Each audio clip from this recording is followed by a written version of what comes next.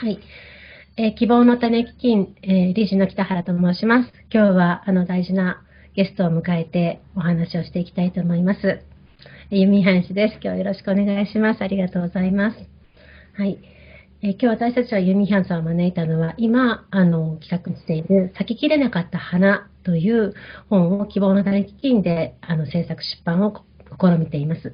韓国では2018年に出された本なんですけれども、イ・ギョンシンさんという絵の先生が書かれた本です。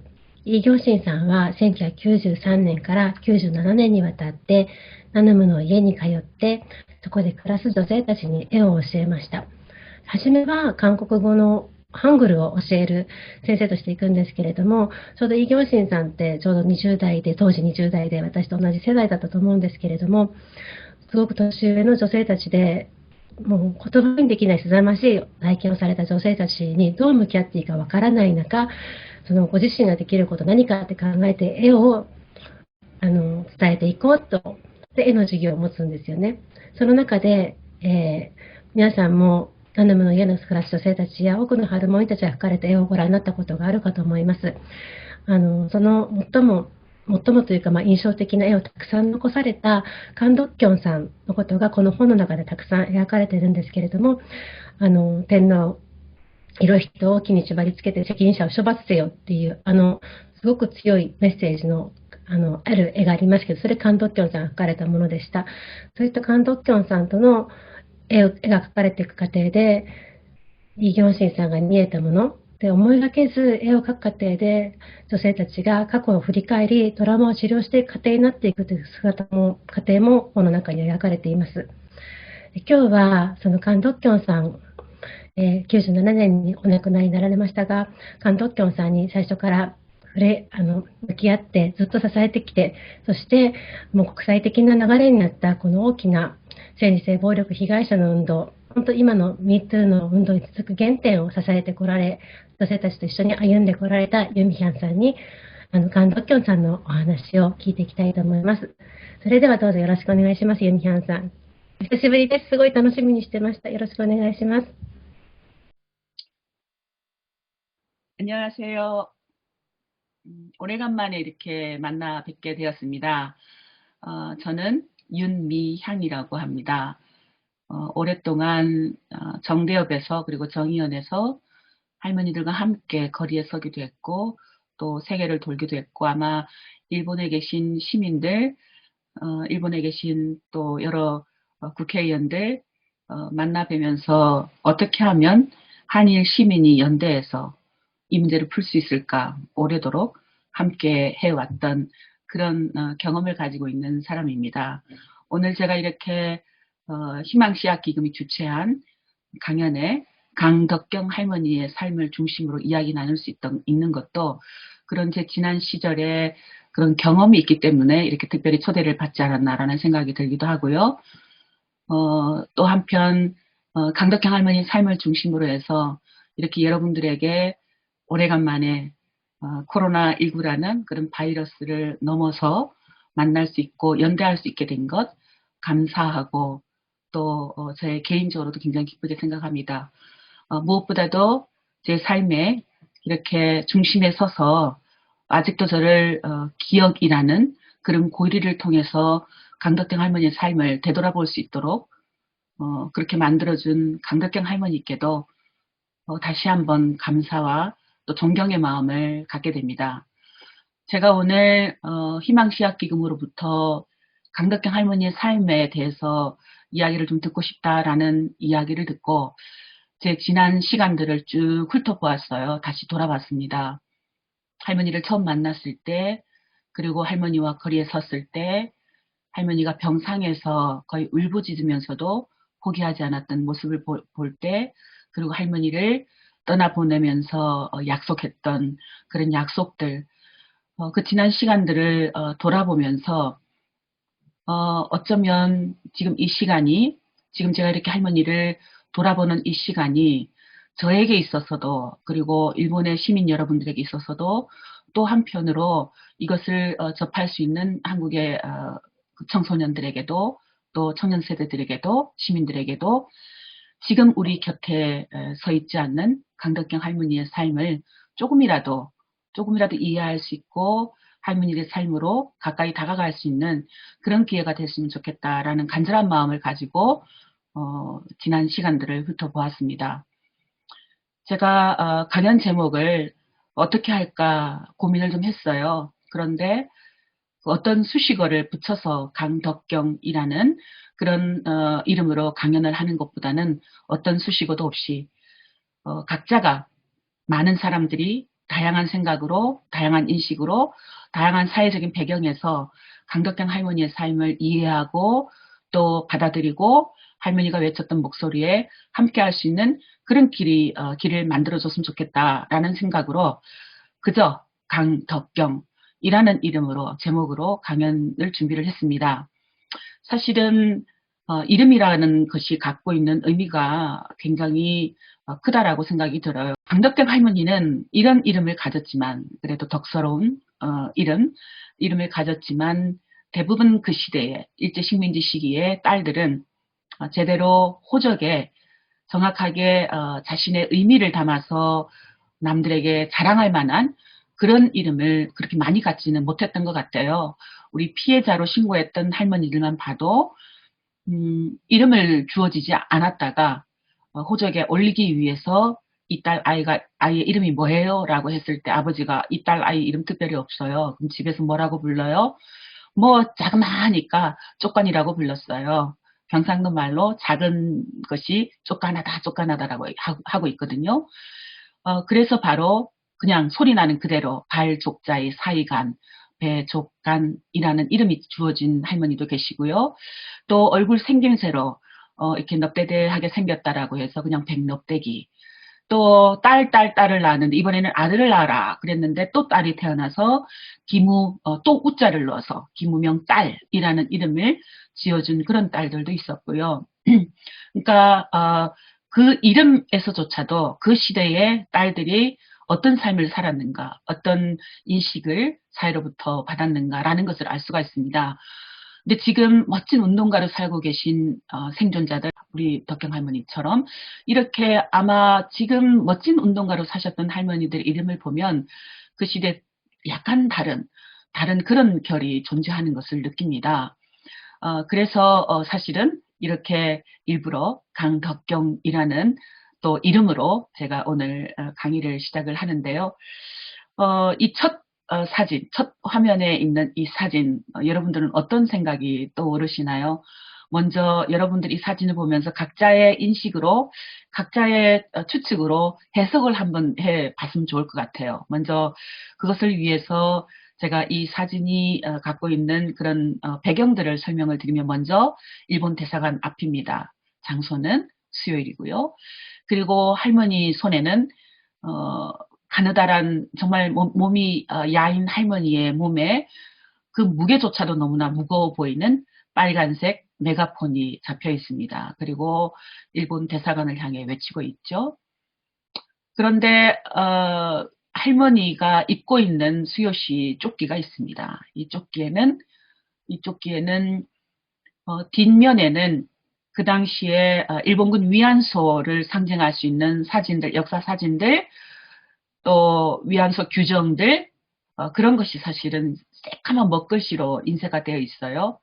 그리고 앞면에는 사죄하라, 배상하라, 진상을 규명하라, 새까만 두꺼운 강한 먹글씨로 그렇게 글씨가 새겨져 있습니다. 그리고 지금 여러분들이 수요시장에서 보시면 노란색의 희망을 상징하는 노란색의 보라색 나비가 그려져 있는 그런 조끼를 상상을 하시게 되잖아요.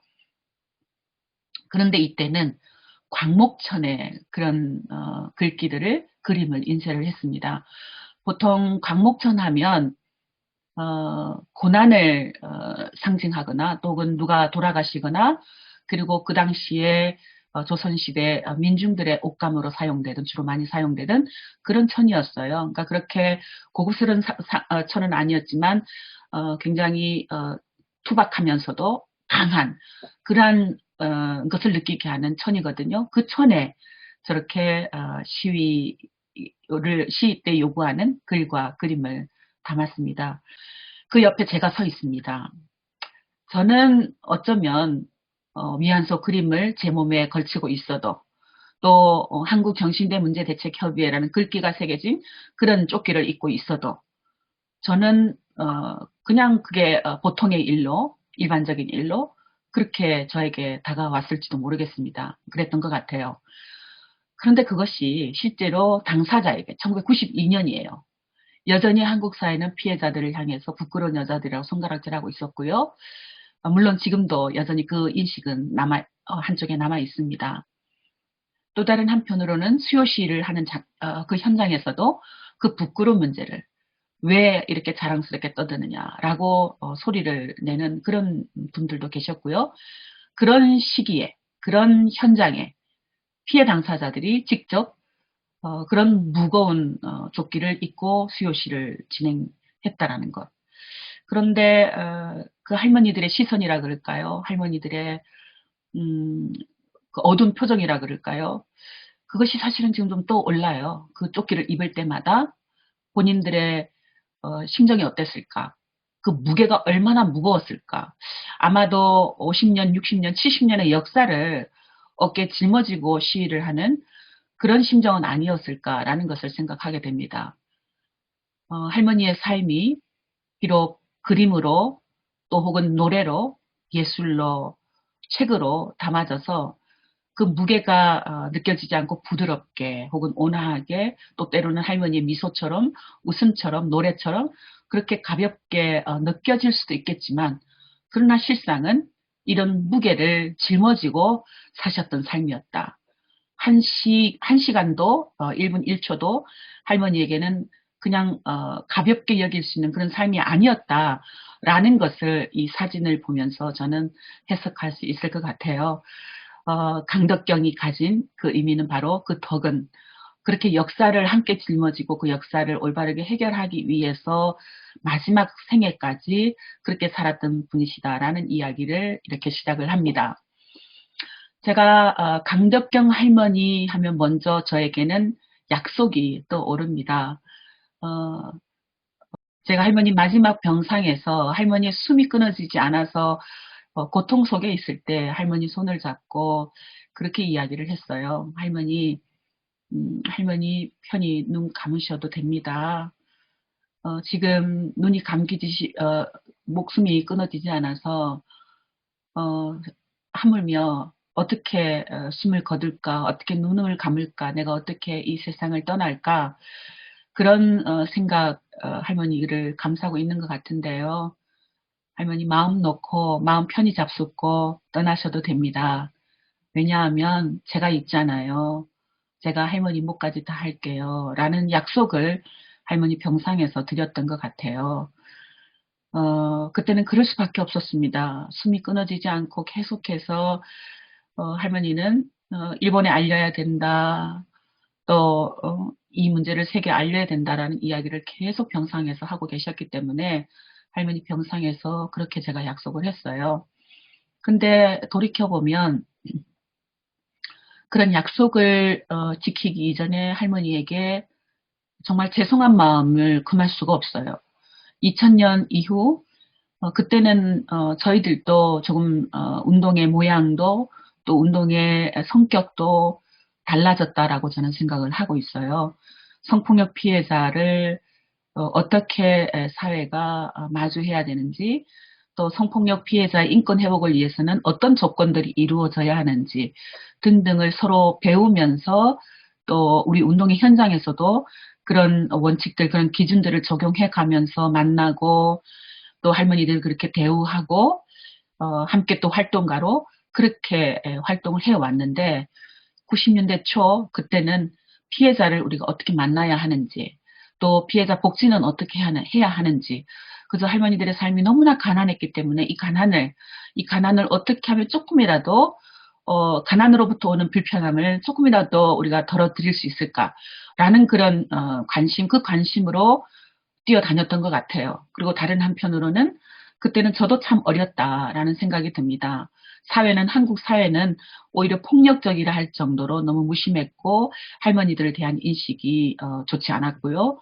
사무실 실무력도 제가 혼자 간사였기 때문에 제가 수요시, 일주일에 수요시하고 할머니들 신고 전화 받고 또 연대 단체들 만나러 다니고 그때도 제 생각에는 어떻게 하면 대학생들, 청소년들이 이 문제 함께 할 수 있을까라는 그런 고민이 깊을 때였기 때문에 그런 청소년, 대학생들이 어떻게 하면 이 운동에 참여할 수 있을까라고 해서 대학교를 쫓아다니고 또 때로는 일본에 와달라면 일본에 가기도 하고 지역의 할머니들을 만나러 다니면 사무실을 때로는 문을 잠그고 갈 수밖에 없고 뭐 그런 식으로 굉장히 힘겹게 부족한 상태에서 저희가 활동을 했던 것 같아요. 그러다 보니까 한 분 한 분 할머니의 삶을 세심하게 배려하지 못하고 또 그 할머니들의 한 분 한 분 사례에 맞는 그런 지원 활동이라든가 이런 걸 하지 못했다라는 생각을 갖게 됩니다. 그래서 할머니에게 정말 죄송합니다라는 그런 고백을 먼저 드리고 늘 제 삶을 시작할 수밖에 없지 않을까라는 생각이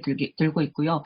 그럼에도 불구하고 그런 고백은 할머니에게 느끼는 죄송함은 오히려 할머니에게 드렸던 마지막 생에 드렸던 그 약속을 지키는 제 결의로 또 주저앉지 않는 그런 다짐으로 해야 되지 않겠는가. 그렇게 매일매일 저와 또 약속을 다지고 그렇게 하고 있습니다.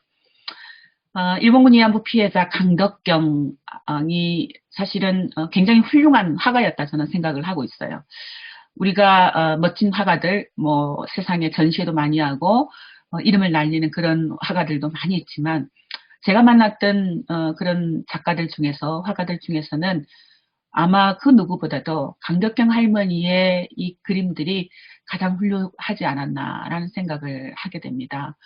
이 그림이 할머니가 수많은 그림을 남겼지만 저는 사실은 이 그림이 가장 우리 강덕경 할머니의 그림 중에서 뭐랄까요, 다양한 것을 생각하게 하고 과거와 현재와 미래까지도 우리에게 알려주는 그런 교과서다운 혹은 선생님다운 그런 그림이 아닌가라는 생각이 들어요. 그리고 무엇보다도 피해 여성들의 삶을 다시 한번 돌아보게 만들고 오늘의 일본의 모습도 돌아보게 만드는 그런 그림이다라는 생각이 듭니다.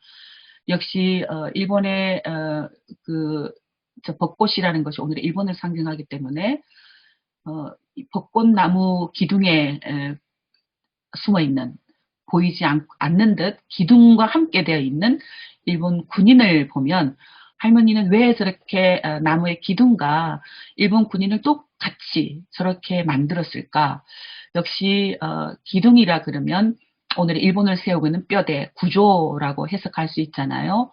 그러니까 일본을 세우고 있는 법이라든가 제도라든가 문화 그것을 여전히 할머니들을 그렇게 강간하고 인권을 유린했던 군국주의, 군대, 전쟁과 함께 보지 않았을까. 그래서 저런 그림이 만들어지지 않았을까라는 생각이 들고 그런 오늘의 일본의 제도와 정책과 문화는 어디에서부터 기인하냐 그러면 결국은 과거에 그 뿌리가 굉장히 잔인하게 지금 내려져 있죠. 무섭게 징그럽게 저 뿌리가 내려하고 있는 수많은 여성들의 죽음, 고통 그것에 기반해서 그것을 흡입해서 그것을 빨아들여서 오늘의 일본의 기둥이 되고 꽃을 피우고 있다라는 그림 그 밑에서 그런 군국주의의 어떤 전쟁 그리고 군국주의의 만행 그 나무 밑에서 숨죽이며 울고 있는 한 여성 옷은 발가벗겨진 채 얼굴을 손으로 감싼 채 울고 있는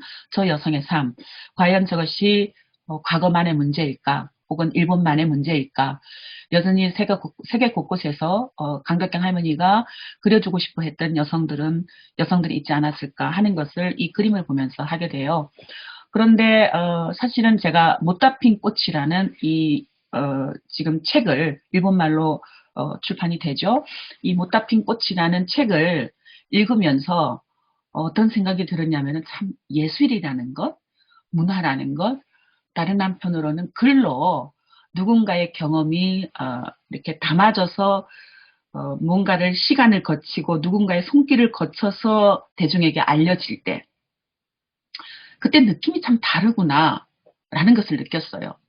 때로는 고통도 약간 뭐랄까 예술적으로 승화되기도 하고 또 때로는 말로 표현할 수 없었던 그런 기억들도 그림으로 담아졌을 때 혹은 책으로 담아졌을 때 약간 불편하지 않게 읽혀질 정도로 그렇게 상처의 깊이라 그럴까요? 고통의 두께라 그럴까요? 그런 것이 약간 야들야들 부드럽게 만들어져서 대중에게 전달되는 것 같다라는 생각을 사실은 하게 되었습니다. 그런데 그렇게 사실은 책에서 혹은 예술 작품으로 할머니의 그림으로 혹은 할머니가 영화 속에서 흥얼거리는 노래로 아무리 담아지고 그것이 부드럽게 녹여진다 한들 어, 뭐라 그럴까요? 그러니까 그것을 보면서 오히려 못다 핀 꽃을 보면서 저는 어떤 것을 떠올렸냐 그러면은 할머니가 처음에 증언을 하시면서 하셨던 말씀, 증언을 하시고 나서 하셨던 말씀, 그때 비참한 느낌이란 정말 말로 다 못한다라고 하셨던 그 말씀은 그 느낌은 그때 그 비참한 느낌이라는 것, 그것은 어떤 그림으로도 어떤 글로도 어떤 노래로도 담아낼 수 있을까?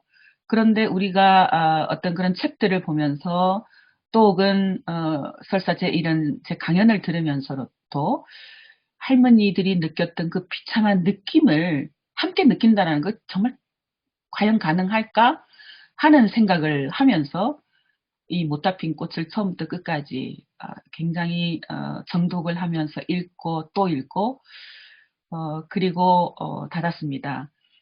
어, 이런 이야기를 하는 이유는 사실은 이 그림과 계속 제가 좀 대조를 하고 싶은 거예요.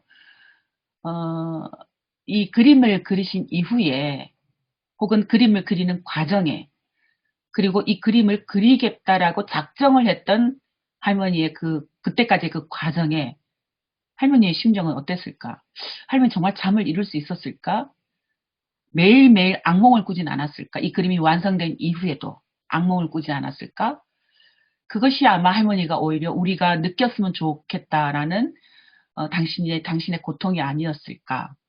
라는 생각을 했습니다. 내가 웃어도 웃는 게 아니다라는 이야기를 가끔 저희들이 할머니의 삶을 이야기하면서 합니다마는 웃어도 그 웃음 속에 있는 고통, 아픔의 깊이까지 느꼈으면 좋겠다라는 생각을 이 못다 핀 꽃을 보면서 사실은 읽으면서 더 깊게 하게 됐어요.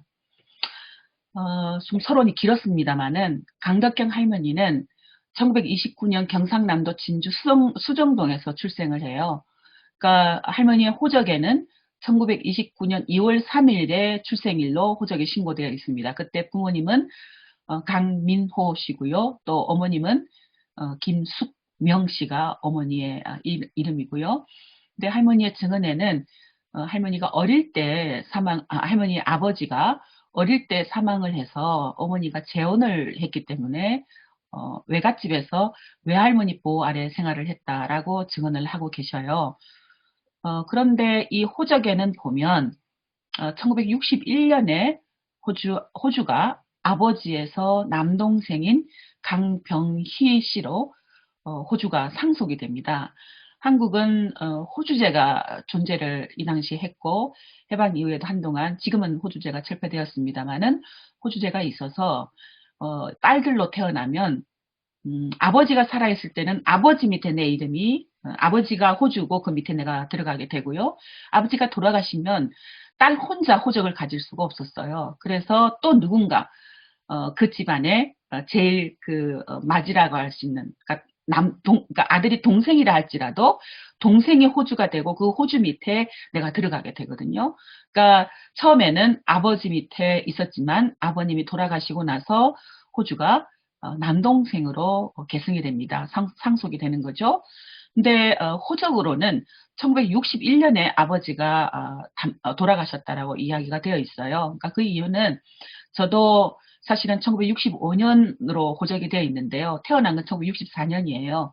그러니까 어릴 때 아이들이 많이 죽기도 해서 태어나면 조금 기다렸다가 호적을 올리기도 했고 또 시골에서 바로 면사무소까지 가는 거리 이런 것 때문에 1년 후에 혹은 2년 후에 호적을 올리기도 했고 마찬가지 사망신고도 바로바로 이행이 되지 않고 호적을 정리를 하는 그런 행정적으로 정리를 하는 시기나 그때 이렇게 호주가 바뀌기도 하는 그런 일들이 있었어요. 그래서 아마도 강덕경 할머니의 아버님도 돌아가시기는 할머니가 어릴 때 돌아가셨지만 이후에 해방 이후에 그렇게 호주가 호적이 바뀌는 그런 경력을 갖고 있지 않나라고 추측을 할 수 있을 것 같습니다. 근데 할머니는 1944년 6월에 진주 길야, 그러니까 그 일본말로 요시노 국민학교라 그랬는데요.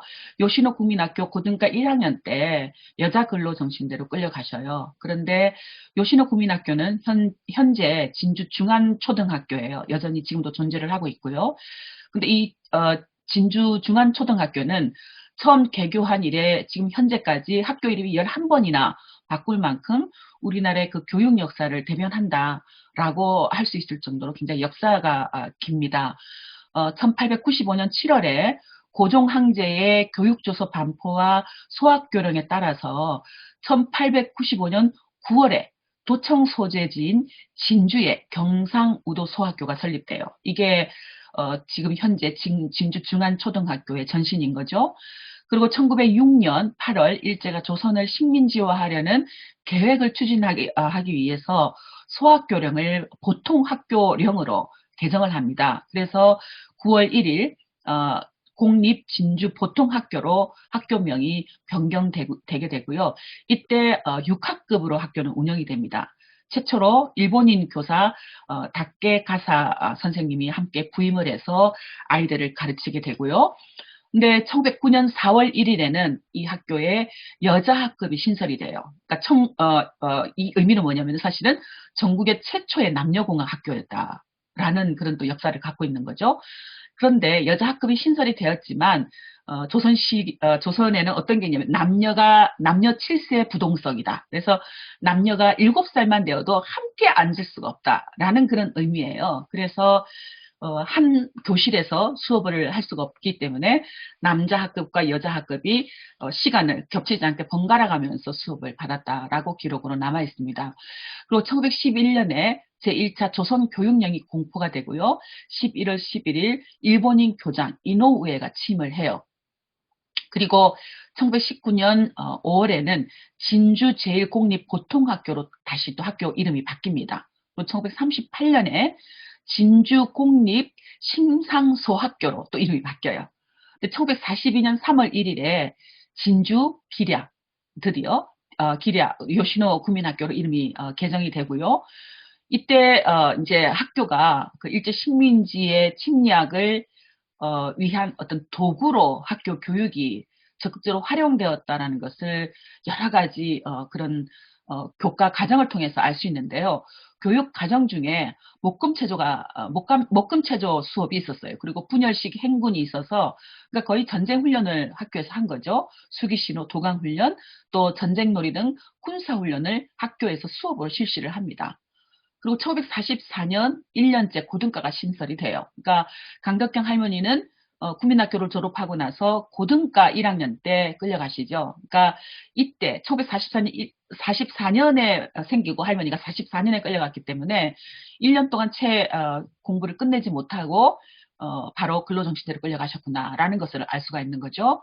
이때 보면 학교에 따르자 옥새 용사, 보내자 길야호 해서 비행기 헌납 운동을 대대적으로 학교가 벌입니다. 그러니까 진주시에서도 진주의 그 유지들이 적극적으로 나서서 일본 전쟁에 전투기를 헌납하자는 운동을 벌여서 모금을 여러 차례 해요. 그리고 모금이 많이 됩니다. 그래서 전투기를 보내기도 하고요. 근데 학교 안에서 학생들까지 여기에 동원을 해서 길야호라는 전투기 한 대를 헌납할 정도로 학교 자체가 굉장히 일제 식민지의 어떤 그런 지배 정책 그리고 침략 전쟁에 적극적으로 참여하고 또 함께 했다라는 것을 이런 역사를 통해서 알 수가 있는 거죠.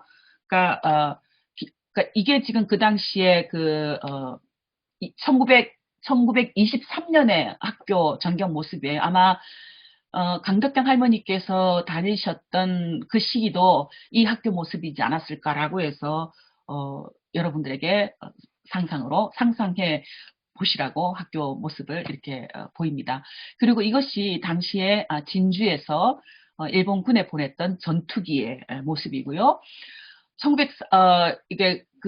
이때 할머니는 어떤 방식으로 해서 근로정신대로 가게 되냐면은 그와 같은 굉장히 적극적인 그런 뭐랄까요, 일제 식민지 지배 정책에 협조하고 또 일본의 침략 전쟁에 적극적으로 학교가 참여하고 학생들을 동원했던 그런 과정에 일본 교사가 할머니 선생님 일본 교사가 가정 방문을 해요. 근데 그 가정 방문을 하면서 그 할머니에게 강덕경에게 권유를 합니다. 일본에 가면 공부도 할 수 있고 돈도 벌 수 있다. 라고 해서 그 공장에 갈 것을 권유를 하죠. 근데 할머니가 뭐라고 얘기하셨냐면은 사실은 권유가 아니라 그 당시에 교사가 그렇게 이야기를 하면 갈 수밖에 없는 것이었다. 저 싫어요라는 이야기를 할 수 없는 거였다. 너는 가야 해라는 이야기로 들렸다라는 거죠. 그래서 강덕경 할머니는 가게 되고요. 반에서 반장과 강덕경 두 사람이 뽑혀서 가게 됩니다. 근데 경로를 어떻게 가게 되냐면은 진주에서 50명을 모집하고 또 마산에서도 50명을 모집을 해서 100명이 부산에 집결을 해요. 근데 부산에 갔더니 또 그곳에 150명이 더 다른 곳에서 와서 모두 150명이 됩니다. 그러니까 이 150명까지 해서 총 도청에 집결을 하고요. 경남도청에 집결을 하고요. 도지사가 참석한 자리에서 장행회를 개최한 후에 출발을 해요. 장행회가 무엇인지 아마 여러분 아실 텐데요. 군인으로 그 징집된 분들, 또 자원한 분들, 뭐 등등 모두가 함께 모여서 가족과 그 시민들의 그 뭐랄까요, 환영이라 그래야 되나요? 환송을 받으면서 출전하는 그런 행사하는 것. 이 자리에서 강덕희 할머니 친구였던 반장 친구가 출정 식사를 낭독하고 갈 정도로 그만큼 똑똑했다라고 얘기를 하고 있고요. 할머니가 기억하기는 돈도 많았지만 집안도 꽤 유지의 집안이었다라고 이야기를 하고 있습니다. 그래서 부산에서 출발한 이후에 시모노세키로 큰 배를 타고 가는데 3층짜리 배였다고 그래요. 근데 배 양쪽에 군함이 두 대가 함께 이렇게 쭉 호위를 하면서 가고 위에 비행기도 두 대 함께 따라갔다라고 증언을 하고 있습니다. 근데 시모노세키에서 도착을 한 이후에 그곳에서 다시 어디로 가냐면은 도야마현의 후지코시 비행기 공장으로 가게 돼요. 근데 실제로 직접 공장에서 노동을 하기 전에 신미나토와 후시키 접경 부근으로 아이들을 데리고 소풍을 갑니다. 근데 소풍을 갔더니 그곳에 조선 사람들이 와 있었대요. 그래서 너무나 반가워서 이렇게 부둥켜 안기도 하고 어디서 왔냐 그러기도 하고 그렇게 이야기를 나눴다는 얘기를 합니다. 근데 강덕경이 뭐라고 얘기했냐면 강덕경 할머니가 그때 나는 그 곳의 지리를 눈여겨봐뒀다라는 이야기를 합니다. 그리고 돌아온 이후에 비행기 부속품 제조 노동에 투입이 돼요. 근데 선반으로 비행기 부품을 깎는 그런 일이었는데 12시간 노동을 낮밤을 일주일씩 교대하면서 시켰다고 해요. 숙소는 기숙사를 사용하겠고 한 방에 12명에서 13명이 기거를 하게 했다고 합니다. 근데 전라도에서 온 학생들도 있었는데 그 학생들은 쇠를 절단하는 일을 담당했대요. 그러니까 그 당시 이 어린 소녀들에게 얼마나 중노동이었을지 상상할 수 있는 그런 일이죠. 근데 조선 학생들만 있었던 것이 아니라 출퇴근하는 일본 여성들이 3명 있었다라고 하는데 이 여성들은 도시락을 갖고 와서 점심을 먹었다라고 할머니가 기억을 하고 있었습니다. 근데 월급은 혹시 받은 적이 있었느냐라고 할머니께 물었을 때 저금을 해준다라고 했는데 한 번도 그 저금한 것을 보지도 못했고 그리고 확인해 보지도 못했다라고 이야기를 합니다. 가장 힘든 것이 배고픔이었다라 그래요. 굉장히 밥을 몇 알 이렇게 줬고 점심까지 함께 주면 아침에 이미 다 먹어버리고 점심은 쫄쫄 굶으면서 배고플 수밖에 없었고 그 공장에서 그해 겨울을 지냈다라고 이야기를 하고 있습니다. 근데 이때 반장하고 할머니가 엄마도 너무 그립고 배고프니까 엄마도 너무 그립고 고향에 너무 가고 싶었대요. 그래서 당시 군가에다가 가사를 둘이 개사를 합니다. 아, 산 넘고 바다 건너 멀리 천리길을 정신대로 아득히 떠오르는 반도 어머님의 얼굴이 떠오른다. 이렇게 노래를 만들어서 가사를 개사를 해서 엄마가 보고 싶을 때 이 노래 부르면서 서로 부둥켜 안고 울었다라는 이야기를 하십니다. 그런데 할머니는 도망을 시도를 하세요. 그러니까 아마 그런 충분히 상상할 수 있을 것 같아요. 절대 뭔가 포기하지 않았을 할머니. 그러니까 배가 너무 고파서 어떻게 하면 이 배고픔을 면할 수 있을까라는 생각을 자주 했다라고 하고요. 그래서 공장에서 약 2달을 지낸 이후에 도망을 시도를 합니다. 근데 그 노동을 시작하기 전에 소풍을 갔을 때 눈여겨봐뒀던 그 시미나토, 그 지역으로 가요. 도망을 가요. 남들이 다 잠이 든 사이에. 그래서 시미나토 거기에서 봐뒀던 조선인 집으로 도망을 가지만 결국은 실패합니다. 어떻게 알았는지 기숙사 그 사감이 와서 잡으러 왔고, 그리고 끌려가서 굉장히 심한 폭행을 당하게 돼요. 근데 그 시기에 이제 그 즈음에 다시 진주에서 추가로 50명이 공장에 도착을 했는데, 그때 보니까 친척 중에 강영숙이 있었습니다. 그러니까 할머니도 강덕경이잖아요. 진주의 강씨가 진주 강씨인데, 진주에는 강씨가 많이 있었고, 이 강영숙도 결국은 공장에 취직하고 또 공부도 할 수 있다라고 하니까 왔다라고 그렇게 이야기를 했대요. 근데 그 강영숙에게 여기가 어떤 데인 줄 알고 왔느냐 하면서 막 부둥켜 안고 그렇게 원망하고 했다라는 할머니가 이야기를 하셨어요. 그런데 할머니는 다시 2번째 도망을 시도를 합니다. 네, 이 2번째 도망은 약간 좀 다르게 시미나토와 반대 방향으로 갔는데, 공장에서 도망을 치다가 바로 얼마 가지 못해서 헌병에게, 고바야시 다데오라는 헌병에게 붙잡혀요. 그리고 붙잡혀서 가다가 강간 피해를 입고 트럭에 태워지는데, 이게 뭔가 그 반장하고 도망갈 때 같이 갑니다. 근데 둘이 꼭 손을 잡고 우리가 이 손은 꼭 놓치지 말자라고 이야기를 해요. 근데 공장에서 도망을 쳤고 잡혀서 트럭에 태워지고, 그리고 딱 태워지고 보니까 친구는, 반장 친구는 보이지가 않았습니다. 그러니까 지금까지도 할머니가 그 해방 이후까지도 그 친구가 어떻게 되었는지 알 수 없다라는 이야기를 했어요. 그러니까 그래서 할머니는 그때부터 혼자가 다시 되는 거죠. 강간 피해를 입고 위안소로 배치당해요. 근데 그 위안소가 어디였는지는, 첫 번째 위안소가 어디였는지는 정확하게 기억을 할 수가 없었습니다. 산이 많고 민가도 별로 없고 부대가 있고, 그 부대 뒤에 천막으로 이렇게 그 위안소를 만들어서 그렇게 여성들을 기거하게 했다라고 이야기를 하고요. 그리고 그 천막 안에 다담이나 이런 방이 있는 것이 아니라 이 군인들이 쓰는 간이 침대, 그 간이 침대를 나무 있고 이렇게 천막으로 이렇게 역시 만들어서 간이 침대 위에 자신들을 기거하겠다라고 얘기합니다. 그리고 방은 한 대여섯 개 됐고요. 방과 방 사이에도 역시 천막으로 이렇게 커튼처럼 천막이 칸막이가 되어서 그렇게 기거했다라고 이야기를 하고 있어요.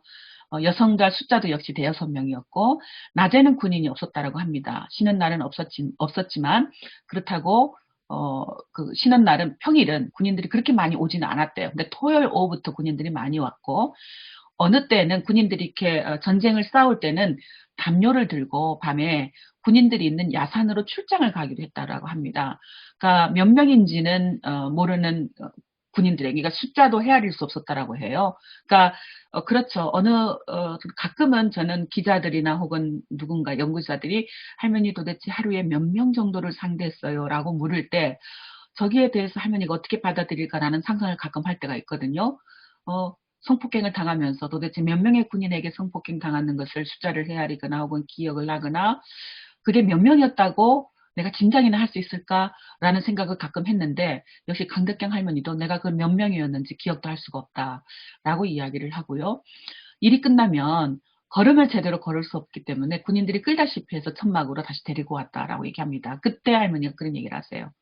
그때 비참한 느낌이란 정말 말로 다 못한다. 어떻게 그것을 말로 다 표현할 수 있겠는가라는 이야기를 해요. 그리고 2번째 위안소로 이동을 합니다. 부대가 이동을 해서 가는데, 군용 트럭 세대에 군인들과 여자들이 같이 타고 이동을 했다고 해요. 근데 하루도 안 걸려서 도착을 했다라고 얘기를 합니다. 근데 첫 번째와 달리 민가가 많이 보였다라고 얘기를 하고요. 이제는 그 천막으로 지어진 것이 아니라 위안소 지붕이 납작하게 된 그런 집이었고, 긴 복도를 중심으로 해서 방이 여러 개 있었고, 내부는 다다미로 만들어졌다라고 얘기를 하고요. 여성들이 약 20명 정도 기거를 했는데, 어떤 날은 여섯 명만 남아 있었대요. 그러니까 역시 다른 여성들은 또 다른 곳으로 출장을 간 게 아닌가 할머니는 그렇게 기억을 하고 있었습니다. 역시 이곳에서도 돈은 받아먹지 못했다라고 얘기를 하고 있고요. 30살 정도 되어 보이는 그 복순 언니가 있었는데, 그러니까 이곳에서 이제 약간 시간이 가니까 강덕경 할머니도 약간 적응을 하기 시작한 거죠. 그래서 여기가 어딘지 물어보기도 하고, 이때까지도 할머니를 처음에 그렇게 그러니까 체포해서, 그러니까 도망가는 할머니를 트럭에 태웠던 그 헌병은 계속 왔다라고 해요.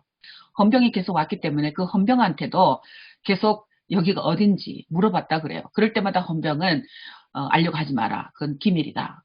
라고 이야기를 했대요. 그러면서 천황이 할머니가 정확하게 기억을 못했는데 천황이 온다라고 했던가 아니면 천황이 여기 살 거라고 했다던가 그런 지역이라고 얘기를 했다고 그럽니다. 그리고 복순 언니한테 이곳이 어디냐 물어봤을 때 아오야마인지 마츠야마인지 라는 이야기를 할머니가 들었다 그래요. 그래서 그러니까 그것을 추측해서 할머니가 어디 있었을까라고 그냥 추측할 수 있을 뿐이지 정확하게 어디 있었다라고 그렇게 할머니도 확신을 하고 있지는 않으셨던 것 같고요.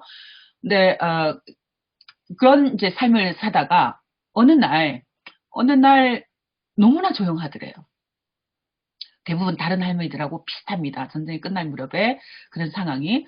그리고 문을 열고 나가봤더니 군인들이 쪼그리고 앉아서 울고 있더래요. 그리고 저 멀리서 만세 소리가 들렸다랍니다. 해방이 됐다라는 거야. 할머니의 그 표정이 아직도 생각이 나요. 해방이 됐다라는 거야. 표정이 약간 상기된, 역시 그 시기를 마치 생각하는 듯 그런 상상을 할 수 있었어요. 근데 할머니는 이제 집으로 돌아가야 되는데 조선 사람이 사는 곳은 그곳에 와서 만난 적이 없기 때문에 다른 곳을 그 도야마현 신미나또 거기에 갔을 때 비로소 조선 사람을 만났기 때문에 무조건 집으로 가려면 그 집으로 가야 된다고 생각을 했대요. 그래서 바깥에 나가서 내가 그 도야마현 시미나토로 좀 가고 싶다라고 이야기를 했더니 내가 거기까지는 못 가고 오사카까지는 간다. 오사카까지는 데려다 주겠다라고 해서 오사카 갔고 그곳에서 다시 도야마현 시미나토에 그때 받았던 방시 아저씨 집으로 갔다라고 해요. 그리고 그 집에서 한 4, 5개월을 머뭅니다.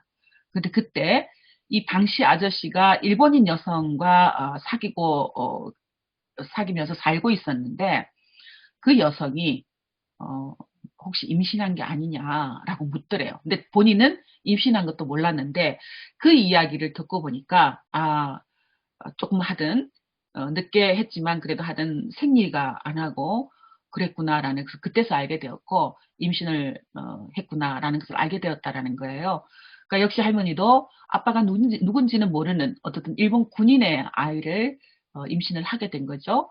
그리고 그곳에 4, 5개월 머물고 있다가 추운 겨울밤 배를 타고 방시 아저씨와 함께 조선으로 오게 됩니다. 근데 이 방시 아저씨 집이 고향이 전라남도 남원이었기 때문에 진주로 간 것이 아니라 이 아저씨를 따라서 전라남도 남원으로 돌아가게 돼요. 그곳에서 할머니는 1946년 1월경에 아이를 출산을 하게 됩니다.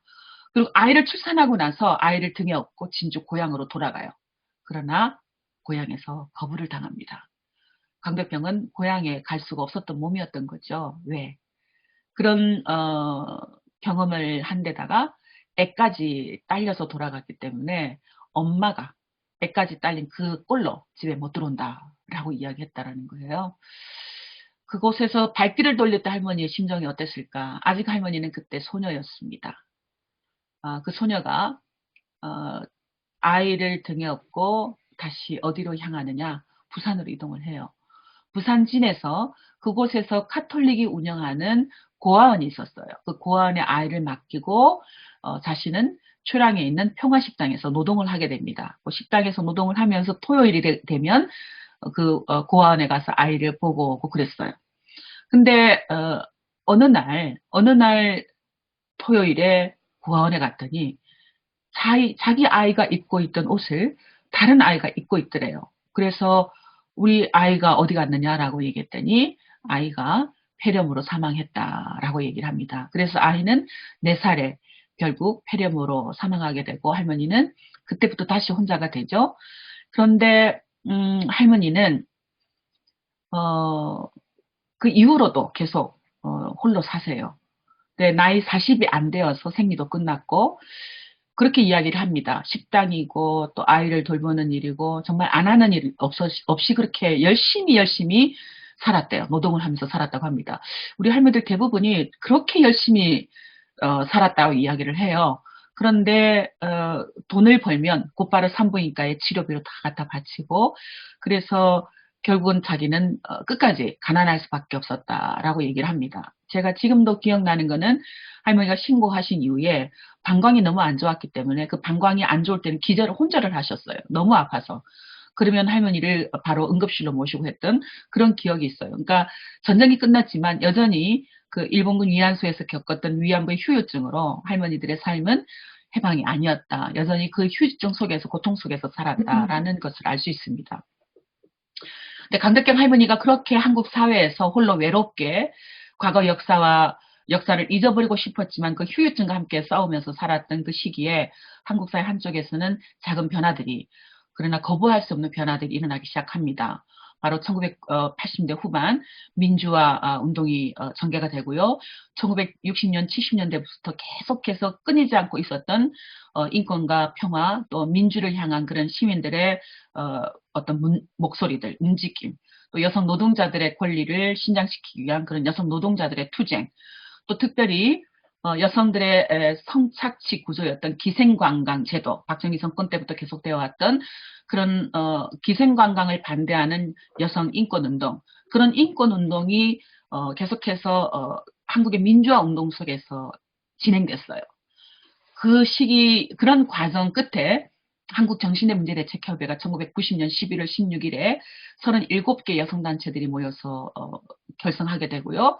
그리고 정대협의 그런 결성 이후 한국 사회에 또 다른 위안부 문제가 제기되기 시작하고 그리고 1991년 8월 14일에 김막순 할머니가 공개적으로 기자들 앞에서 기자회견을 통해서 내가 위안부 피해자였다라고 증언을 하게 됩니다. 그러니까 피해자들이 신고했던 피해자들의 이야기를 들으면 이때 김학순 할머니의 뉴스를 보고 나도 신고를 했다라는 분들이 많은데 역시 강덕경 할머니도 김학순 할머니의 이 기자회견이 굉장히 큰 역할을 하게 되죠. 그러나 강덕경 할머니의 경우 조금 다른 할머니가 직접 전화를 했던 것이 아니라 할머니가 아까 제가 할머니의 가족을 소개를 할 때 할머니의 남동생 이야기를 했는데요. 할머니의 남동생 강병희 씨, 강병희 씨가 이 뉴스를 보게 돼요. 이 뉴스를 보게 되어서 누나를 찾아가게 됩니다. 그러니까 남동생은 할머니가 학교 다닐 때 정신대 갔다, 공장 갔다라는 것은 알고 있었고 이때는 우리가 위안부 문제라고 얘기하지 않고 정신대 문제라고 얘기를 하고 있었어요. 그리고 신고 전화도 정신대 신고 전화라고 이야기를 하고 있었기 때문에 그 뉴스를 보고 우리 누이도 신고를 해야 되겠구나라고 생각해서 강덕경 할머니한테 왔는데 강덕경 할머니가 그때 남동생에게 내가 사실은 공장에만 있었던 것이 아니라 그렇게 일본 군인들을 상대하는 그런 위안부 일을 했다라고 이야기를 합니다. 그래서 남동생하고 강덕경 할머니가 함께 정답에 와서 신고를 하게 돼요. 그러니까 이게 1991년 9월 18일 신고 전화를 개설하던 모습이고요. 바로 강덕경 할머니와 정대업이 만나는 그런 순간입니다. 정대업은 사실은 사무실이 제대로 구할 수가 없었기 때문에 늘 한국교회여성연합회의 작은 회의실에 책상 하나 놓고 그곳에서 신고 전화를 놓고 신고 전화를 받으면서 일을 해야 됐고 그곳에서도 한국교회여성연합회 일을 너무나 방해해서 또 다른 곳으로 이사를 하게 됩니다. 근데 마포구 아현동에 이효재 선생님이 운영하던 한국여성사회연구소라는 그 연구소에 역시 회의실 테이블 하나를 딱 두고 그곳에 이제 책상 하나 두고 신고 전화 두고 그렇게 해서 사무실을 또 이용을 하게 돼요. 그래서 이때 이제 강덕경 할머니가 신고 전화를 해서 기자들에게 본인이 겪었던 그런 인터뷰를 하게 되고요. 마포 아현동의 할머니가 찾아오셔서 남동생이랑 함께 왔을 때 저에게 이야기를 해줬던 그런 모습들 또 그 이후에 할머니가 매일매일 오셔서 청소도 하고 저하고 또 그 이후에 살아가는 이야기도 하시면서 굉장히 친밀하게 지냈던 1992년도 모습인데 그런 뭐라 그럴까요? 아픔 속에서도 그래도 뭔가 정을 나눌 수 있고 또 소소한 기쁨도 나눌 수 있었던 그런 추억이 생각이 나요. 근데 제가 다른 한편으로는 조금 안타까웠던 게 할머니의 남동생은 약간 몸이 장애인이었어요. 그러니까 6.25 전쟁 때 참전을 했고 상처를 입었다. 그래서 상위 군인으로서 한국 정부로부터 어, 그 배급을 받으면서 살고 있다라는 이야기를 했거든요. 그래서 그런 남동생이 그래도 누나를 이해하고 누나를 모시고 또 이렇게 신고를 할 수 있게끔 옆에서 용기를 북돋워주고 했던 모습, 그것도 굉장히 감사하고 그런 동생이 있었기 때문에 할머니와 우리가 만날 수 있지 않을까 하는 생각을 하게 됩니다. 그래서 할머니와 저와의 그런 사진들을 쭉 이렇게 함께 모아봤는데요. 저한테는 정말로 1990년대 제가 강덕경 할머니를 만날 수 있었던 것, 제 생애 최고의 선물이었다. 이렇게 멋진 할머니, 이렇게 멋진 투사, 그리고 문화예술의 끼도 다양하고 재능이 많았던 여성, 이 여성이 지금까지 살아있었더라면 어땠을까 하는 생각을 하게 됩니다. 그런데 할머니는 이때 당시 어디에 살고 계셨냐면은 경기도 남양주에 비닐하우스촌에 그 비닐하우스에 물을 제공하게 펌프질하기 위해서 문을 대기 위해서 있던 펌프가 있었어요. 그 펌프 밑에 옆에 동네 청년들이 콘크리트로 이렇게 마감을 해줘서 딱 할머니가 누우면 되는 그 공간에 살고 있었어요. 그러니까 그 물을 대주는 펌프를 위해서 그 할머니가 기가던 집 위에는 이 사진에 보는 것처럼 전봇대 위에 고압 전선이 있었어요. 그러니까 계속해서 그 전기 소리 딱 가면 삐리삐리삐리 하는 그 전류가 흐르는 소리가 계속 나고 있었고요. 그리고 제가 할머니 집에 딱 갔을 때 느꼈던 생각은, 와, 여기에 폭풍우가 오거나 혹은 벼락이 치거나 그러면 할머니는 정말 위험한 일을 겪을 수도 있겠구나라는 생각이 들었고, 할머니가 담배도 피셨지만 할머니가 폐암 말기라는 판정을 1995년에 받았을 때 제가 딱 드는 생각은, 혹시 저 고압전선 저건 영향이 없었을까? 입증할 수는 없지만 여러 가지 할머니의 생활 여건들이 할머니를 그렇게, 할머니의 생을 빨리 우리 곁에서 거두게 했던 그런 이유는 아니었을까.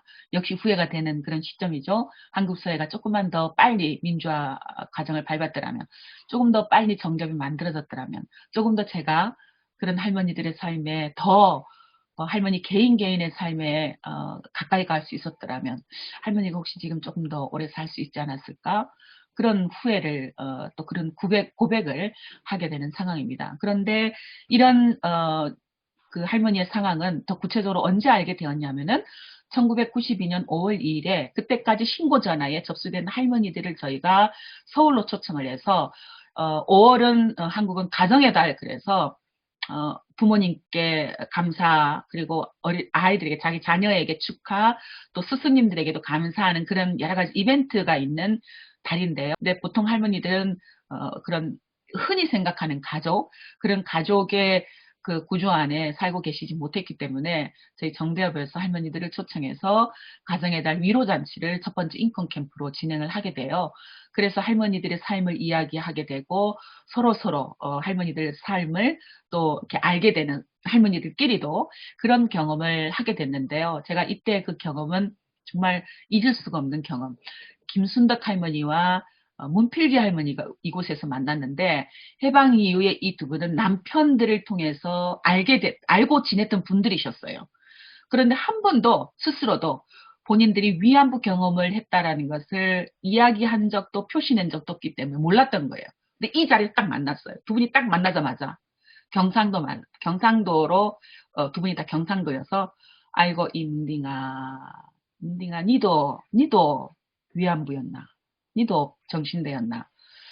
그러면서 둘이 손을 잡고 뭐라 할까, 말로 표현할 수 없는, 우리는 옆에 당황해서 어떻게 하면 좋아 했던 그런 기억만 있습니다. 그렇게 이야기를 할 수 있었던 그런 공동체의 만남이었고요. 또 뿐만 아니라 다른 피해자들이 한 번도 그때까지 동네에서 가족들에게도 이야기할 수 없었던, 언니는, 성님은, 아우는 어디 갔다 왔어? 만나자마자 나이를 딱 먼저 물어보셔서 언니 아우가 되는 거예요. 그래서 어디 갔다 왔냐? 아이고, 너 고생 많았구나. 아이고, 나는 그보다는 덜했는데. 이런 이야기들을 스스로 하면서, 아, 이 피해 당사자들 간의 만남이 또 다른 치유의 장이 될 수 있겠구나. 저희가 그래서 정대협이 지속적으로 인권 캠프를 하게 된 계기가 첫 번째 모임 때 할머니들끼리 나눠지는 그런 경험의 공유라 그럴까요? 아픔의 공유, 그것을 눈치 보지 않고 누군가의 강압에 의해서도 아니고 그렇게 이야기하는 모습을 보면서 이것을 계속해야겠구나 그런 생각을 할 수 있었습니다. 근데 이때 할머니들이 쭉 돌아가면서 가장 지금 힘든 게 뭔지, 그리고 정대협이 무엇을 했으면 좋을지라는 것을 이야기를 해달라고 했어요. 그때 할머니들 대부분이 했던 얘기가 집이 없다. 같이 살 집이 있었으면 좋겠다. 라는 얘기였어요. 그리고 경제적으로 너무 힘들다. 돈이 없어서 매월 매월 사는 게 너무 힘들다. 그래서 이제 그때부터 저희가 92년 5월 2일 이때부터 어떤 일을 하게 되냐면, 첫 번째는 한국 정부가 이 피해자들을 지원하는 건 민간에서도 한국 사회도 책임이 있지만 한국 정부가 책임이 있기 때문에 한국 정부가 법을 만들어서 피해자들을 지원해야 된다라고 해서 일본군 위안부 피해자 생활안정지원법 제정을 계속 촉구를 하게 되고요. 그래서 1993년 이때로부터 1년 후인 1993년 3월에 그때는 그 일제하 뭐 이렇게 쭉 이름이 되는데, 지금 현재 있는 일본군 위안부 피해자 생활안정 지원 및 기념사업 지원에 관한 법이 그때 만들어지는 그런 첫 출발이 되는 이유, 배경이 바로 할머니들의 이 인권 캠프, 첫 번째 인권 캠프에서 그 동기가 부여됩니다. 그때 강덕경 할머니가 그 얘기를 해요. 나는 사실은 남양주의 비닐하우스 촌에서 살고 있는데 동네 청년들이 그렇게 시멘트로 만들어줘서 겨우 살고 있는데, 그것도 지금 그 땅 주인이 이곳을 새롭게 하기 위해서 집을 나가달려 그런다. 그래서 지금 당장 내 몸 누일 곳이 없다라는 이야기를 합니다. 그래서 그때 바로 5월 하고 나서 6월달 정대협 대표자 회의를 했는데, 정대협 대표자 회의는 그 당시에 정대협의 회원단체였던 각 여성 단체들의 대표가 와서 함께 회의를 하는 거였어요. 근데 정대협 회원단체 중에 불교인권위원회 여성위원회가 있었습니다. 그래서 여성위원회 대표가 해조 스님이라고 여성 스님이셨는데, 그 해조 스님이 참석을 해 있다가 그 이야기를 듣고, 그러면 정대협 사무국에서 그걸 할 수가 없으니 그럼 불교인권위원회 여성위가 할머니들 그 쉼터를 한번 해보겠다. 대신에 이건 국민모금을 통해서 하겠다라고 이야기를 합니다. 그래서 이제 좋다 그러면 쉼터는 나눔의 그 불교인권위원회 여성위원회에서 하자라고 해서 추진을 했고, 그게 오늘날 경기도 광주에 있는 나눔의 집이 되죠. 근데 처음에는 그렇게 정대협 회원단체로 시작을 했지만 이제 서서히 나중에는 복지법인이 되고 이제 완전히 조계종 산하의 나눔의 집으로 복지법인으로 완전히 독립돼요. 그러니까 혹자들은 나눔의 집도 정대협이 운영한다라고 얘기를 하고 있는데 그건 전혀 이해가 잘못된 겁니다. 나눔의 집은 별도로 독립적으로 조계종의 산하에 이사회가 별도로 구성되고, 저희는 정대협은 전혀 그 운영에도 개입을 할 수가 없어요. 개입을 할 수가 없고 물론 할머니가 그곳에 살고 계시기 때문에 저희 정대협에서 진행했던 생존자 복지라든가 그런 활동은 계속 이어서 했지만 복지법인으로 설립된 이후에는 별도로 독립적으로 운영되었다라는 것 말씀을 드리고 싶고요. 그리고 할머니는 사실은 이게 지금 계속 사무실에 오셔서 할머니의 그런 이야기들을 자주 하셨는데, 이때 보시면 알겠지만 할머니가 약간 조금 더 말라가고 있다는 게 좀 느껴져요. 이건 이제 김순덕 할머니랑 함께 사무실에 왔을 때 모습을 담은 건데요. 저도 그렇지만 저하고 함께 자원봉사를 했던 서은경 씨도 이때는 28 청춘이었던 그런 모습입니다. 이게 처음에 이제 나눔의 집이 그렇게 해서 한다고 모금을 시작을 했고, 그런데 할머니들의 삶이 굉장히 급박했기 때문에 집을 완전히 짓기 전에 그때까지 모였던 돈으로 임시라도 쉼터를 만들 수밖에 없었어요. 그래서 처음에 마포구 서교동에다가 임시로 2층짜리 단독 주택을 전세로 빌리게 됩니다. 그곳에서 할머니들이 살다가 그곳에서 이제 전세이기 때문에 살 수가 없어서 해화동에 겉에서 보이면 이런 기와집이었고요. 한국식으로 만들어진 이런 양옥집이었고 한식집이었고 속으로 가면 이런 구조였어요. 이게 거실이었는데 근데 이 집이 굉장히 낡아서 난방이 되지가 않았어요. 아마 이 시기에 나눔의 집을 한번 들르셨던 경험이 있는 일본 시민들도 기억이 나실 텐데 난방이 되지 않아서 늘 거실 가운데는 난로를 켜놓고 있었고요. 난방이 되지 않았기 때문에 물도 너무나 찬 그런 수돗물이어서 겨울에도 얼지 않기 위해서 똑똑똑 수도꼭지에서 늘 물을 틀어놓고 있었던 일들. 그러나 이때는 나눔의 집이었지만 아직 법인으로 그렇게 독립되기 전이었기 때문에 정신대 연구소 연구원들이라든가 또 제가 가서 할머니들하고 같이 지내기도 하고 시무를 하기도 하고 공동체 같이 그렇게 운영이 돼서 할머니들이 스스로 밥도 해 드시고 또 시장도 봐오시고 이 속에서 프로그램도 하시고 일본군 위안부 문제를 알고 싶어서 오시는 또 일본에 온 손님들도 이곳에서 맞이하시기도 하고 이 공간이 굉장히 중요하게 그렇게 사용이 됩니다. 그래서 박옥년 할머니 또 박두리 할머니 여기 우리 손파님 할머니 김순덕 할머니 지금은 돌아가셨지만 이영숙 할머니 늘 그 문간방에서 핫도장으로 이렇게 운세를 떼셨던 할머니 그렇게 이 쉼터에서 나눔의 집에서 할머니들이 삶을 사시게 되는 이때부터 그렇게 할머니가 그래도 집에 대해서는 안심을 하게 되는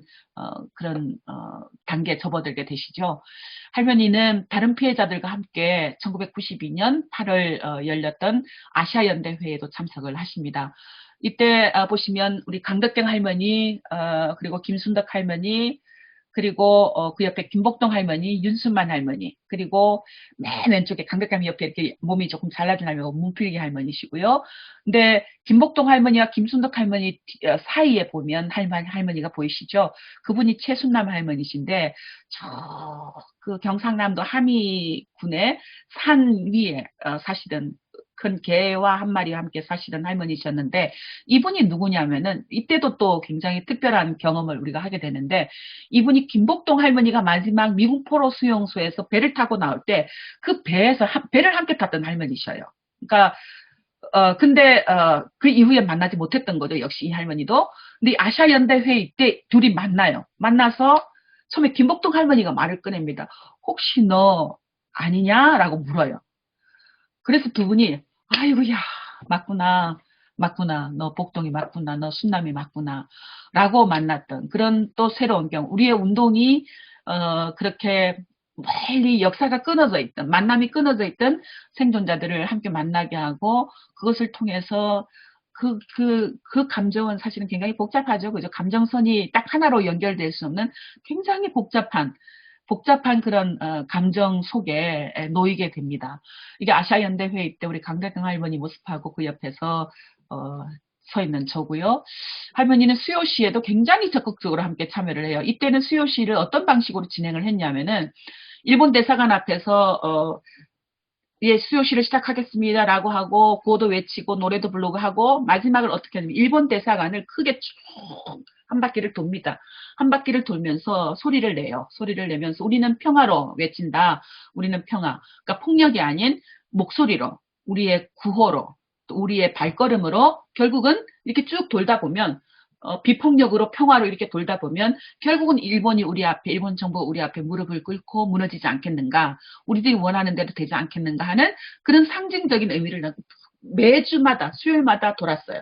그러니까 그거는 이제 사실은 이 정대협이 출발할 때 큰 주축이었던 한국 교회 여성연합회, 그러니까 교회 여성들이 상징적으로 이제 고안을 해서 우리 그렇게 합시다라고 의견을 해서 아이디어를 내서 한 것인데 이스라엘이 이집트라는 아주 그 이집트의 오늘의 로마죠. 이집트의 그러니까 속국으로 식민지 지배를 받고 살고 있었죠. 근데 그곳에서 해방이 될 때 이집트를 탈출할 때 어떻게 하냐면 탈출하는 과정에서 자기 고향으로 돌아오는 과정에서 중간중간에 큰 민족들을 만납니다. 감히 우리의 힘으로는 그 민중들의 이스라엘 그 민중들 억압받던 민중들의 힘으로는 감당할 수 없는 큰 민족들을 만나요. 그때 이들이 선택한 그 민족과 싸우는 방법은 덤벼들 싸우는 게 아니라 그 섬을 나팔을 불고 소리를 지르고 찬송을 노래를 부르고 하면서 빙빙 돌아요. 7바퀴를 돕니다. 그래 7바퀴를 돌았을 때 그 성문이 열리고 성이 결국은 내려앉았다라는 이야기를 해요. 그렇게 이제 쭉 해서 그러니까 고향까지 돌아오는 그런 뭐 기록이 있습니다. 그거를 본받아서 이제 수요시도 역시 그렇게 삥 돌면서 진행을 했어요. 그러니까 그게 지금 30년이 되어오고 있는 거죠. 30년이 되어서 수요시를 아직도 30년 동안 일본 대사관을 돌고 있지만 아직도 돌아오지 않은, 문이 열리지 않는, 아직도 7바퀴가 채워지지 않았다라는 것을 들 수 있어요. 바로 우리 강백현 할머니가 일본 대사관 앞에서 첫 장면에서 제가 보여드렸던 메가폰을 잡고 있는 모습이고요.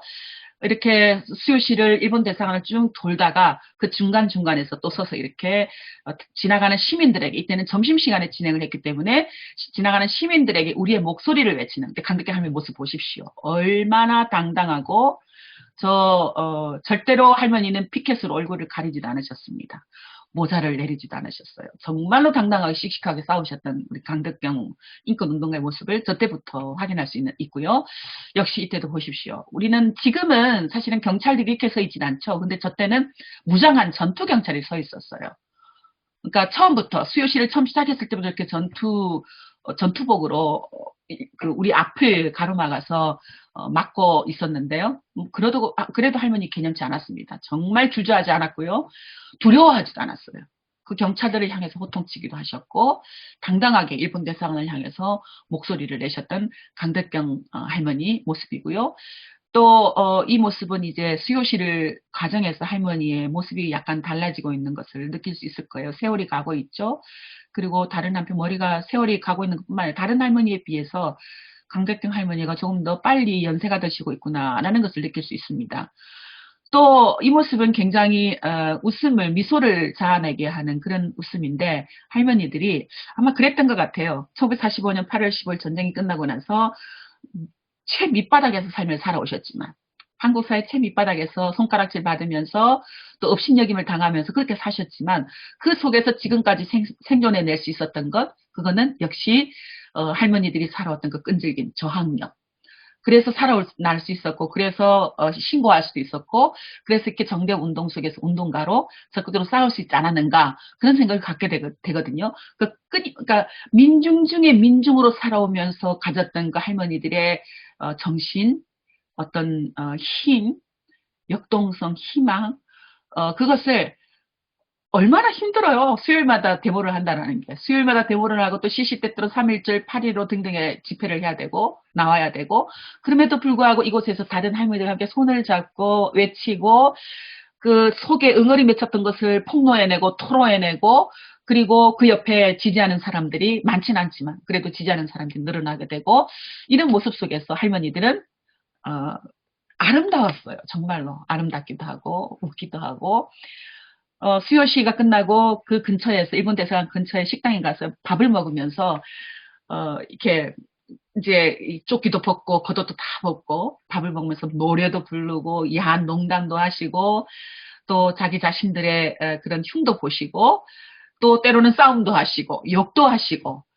그랬던 기억들이 저에게 약간 미소를 짓게 만드는데요. 투쟁 중에도 우리는 웃으면서 일할 수 있었다. 왜? 할머니들이 웃었기 때문에. 할머니들이 울면 우리도 울 수밖에 없었고요. 할머니들이 화나 있으면 우리도 화날 수밖에 없었고. 근데 할머니들이 웃었기 때문에 우리도 이렇게 웃으면서 할머니들과 함께 손잡을 수 있지 않았는가라는 생각합니다. 참 감사한 운동을 했어요. 그래서 일본 시민운동가도 굉장히 적극적으로 연대해서 일본을 많이 가셨습니다. 할머니는 그 국민학교를 졸업하고 고등과까지 다녔고 일제 식민지 교육을 받으셨기 때문에 일본말을 굉장히 잘했어요. 나눔의 집에 일본 손님들이 오시면 할머니가 막 직접 일본말로 대화를 하셨고 또 정대협 사무실에 때로는 함께 오셔서 저를 도와주시다가 일본 기자나 누구 일본 손님 오시면 또 할머니가 역시 일본말로 직접 대화를 하셔서 그때부터 어쩌면 할머니는 결코 한국 사회가 보듯 혹은 또 지금 현재도 뭐랄까 한쪽에서 피해자들을 뭐 불쌍한 할매들 뭐 그런 시선으로 보는 분들이 틀렸다. 너희들이 틀렸어. 라는 것을 할머니들의 운동의 역사는 여실히 드러내주고 있다라는 생각이 들어요. 그리고 할머니가 이렇게 일본에 가서 집회를 하거나 증언을 하거나 하면 꼭 만나는 분들이 있었어요. 이런 모습을 많이 만나게 되는데 할머니 앞에서 무릎을 꿇고 사죄를 드린다든가 할머니 앞에 눈물을 흘리면서 죄송합니다. 가해국 국민으로서 너무나 죄송합니다. 라고 눈물을 보이던 분들이 참 많았습니다. 근데 그때마다 할머니들이 참 표정이 난감해하는 표정을 많이 봤어요. 그러니까 당신들이 뭐가 왜 나한테 미안해. 당신들이 필요 없어. 라는 것과 동시에 그 뭔가 굉장히 복잡다단한 그런 감정적인 그런 것을 읽을 수가 있었어요. 그래서 저도 사실은 그때 왜 일본 사람들이 할머니 앞에 와서 그렇게 해. 마음으로만 미안해 하지. 라는 그런 얘기를 했던 기억이 있는데 저도 사실은 제가 그게 완전히 깨어져 버렸던 건 제가 베트남의 한국군의 민간인 학살 피해자들 앞에서 저도 가해국 국민이라는 그런 정체성 앞에서 저도 울고 대성통곡할 수밖에 없었던 그분들에게 사죄합니다. 무릎 꿇을 수밖에 없었던 현장에 현실에 놓이면서 그때 당시 일본의 시민들의 마음이 이거였구나. 그보다 더한 일도 피해자들 앞에 할 수 있는 게 있다면 했겠구나. 내 심정이 그거였구나. 그런 생각을 하게 됐습니다. 저희가 인권 캠프를 갈 때 다른 서울에 모이기도 했지만 할머니들이 증언 1992년 5월 달에 하실 때 어떤 말씀들을 하셨냐면은 동네 노인정에서 야유회를 가거나 나들이를 갈 때 자기들은 가지 않는다라는 거예요. 그래서 왜 그러냐 그랬더니 동네 노인정들이 수군덕 거린다라는 거예요. 저에서 어디 갔다 온 것 같다고 좀 과거가 수상하다. 노래를 잘 불러도 수상하다. 춤을 잘 춰도 수상하다. 그래서 혹시나 위안부 피해자였다라는 것을 들킬까봐 자기가 가지 못한다고 그런 이야기를 했어요. 그래서 그때부터 저희가 할머니들 인권 캠프를 이제 조금 약간 할머니들이 가고 싶어 했던 나들이와 함께 겸해서 몇 박 며칠 가기 시작했어요. 그래서 이 모습은 1992년 가을에 할머니들을 모시고 속리산에 나들이를 갔던 그 모습인데요. 이 사진에 강덕경 할머니 옆에 앉았던 분은 누구냐면 박순금 당시 정대협 공동대표셨어요. 그러니까 정대협 공동대표는 세 사람이 맡았습니다. 초대 하나는 연구자의 대표로 윤종호 선생님, 두 번째는 한국 여성운동의 대표자로 이효재 선생님, 그리고 세 번째 한국교회여성연합회 대표로 박순금 대표님. 그런데 한국교회여성연합회 대표님은 1년마다 이렇게 임기가 있어서 1년 혹은 2년마다 임기가 있어서 바뀌었어요, 자주. 그래서 아마 여러분들에게 또 한국의 시민사회도 많이 정대협 공동대표 초기 그러면 윤종호, 이효재 이렇게만 생각이 되는데 박순금 초대 공동대표셨습니다. 그래서 주로 이분은 나는 다른 건 못하지만 생존자들에게 혹시 위로가 될 수 있는 일이 있다면 내가 함께 하겠다라고 얘기를 하셔서 이때 이렇게 인권 캠프 가고 할 때는 꼭 동행하셨던 분이셨어요. 우리 강덕경 할머니 노래하는 모습인데요. 인권 캠프를 갈 때 버스 안에서 지금은 이게 불법이에요. 다 안전벨트 차고 앉아야 되고 이때는 그게 가능해서 다 가면서 자기 자신들을 소개하고 노래도 하고 동네에서 할 수 없었던 노래 뽐내기, 춤 뽐내기를 마음껏 할 수 있었던 그런 인권 캠프였습니다. 이게 속리산 꼴짝이었는데 근데 우리 강덕경 할머니하고 김순덕 할머니는 약간 조금 뭐라고 다른 할머니들하고 달랐어요. 인권 캠프를 가고 다른 할머니들 막 나무 앞에서 꽃 앞에서 사진도 찍기도 하고 춤추고 노래도 부르고 근데 강덕경 할머니는 그 약간 소녀적인 감상이라 그럴까요?